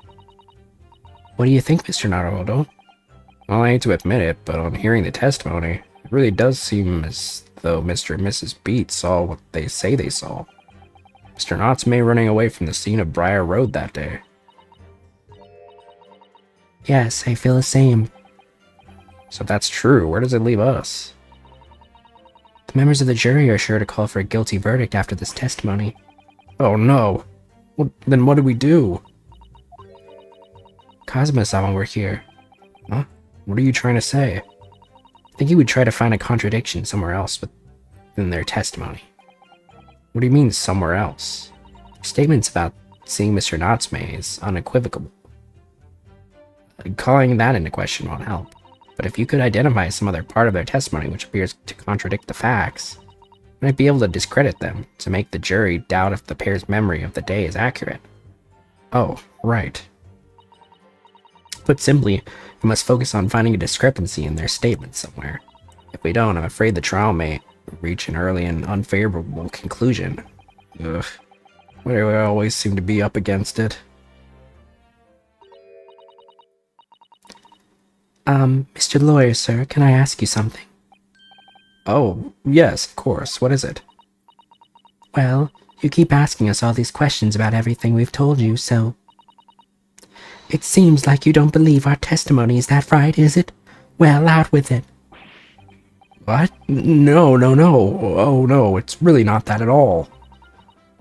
My husband's a policeman, remember? And I know what I saw. I remember every last detail. Everything, like... Oh, I know. What about the books the man dropped? Tell you the names of every single one I could. Every single one. And you dare to question how reliable my testimony is? That will do, Mrs. Beat. No, it won't do at all. That Japanese lawyer has no idea what I'm capable of. Even if I decide to forgive him for insulting us, don't think for a minute that Rolly will. I really don't mean to cause offense. Please put your husband's fists down. But perhaps you would like the opportunity to supplement your testimony, Mrs. Beat. Might that appease you? Oh, thank you, my lord. That would settle things nicely. Wouldn't it, darling?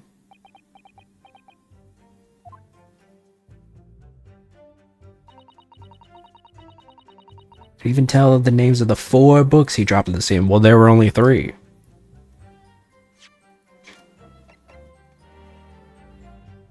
I knew that was going to come in handy. So you're saying that there were 4 books? That's right. I remember all of them. The picture of Monsieur Somebody, What's It Yearnings, Mail for Someone, and the Thingamese something.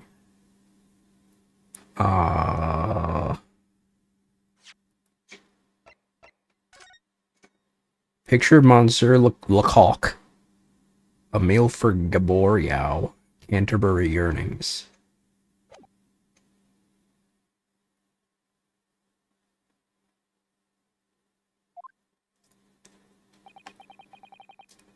I'm sorry, Mrs. Beat, but there is a fundamental flaw in that statement of yours. Oh no, what? What flaw? Simply that, at the scene of the crime, there were only 3 books, not 4. What? This is the receipt from the bookshop where the defendant bought his books. Your books? Yes, and it details Mr. Natsume's purchases that day. But as you can see, only 3 books are listed. Only 3, but no, that can't be. I remember seeing them. There were 4 books, I tell you, 4 dirty old books. Alright. I'm gonna call it there. Kind of a short one, but I'm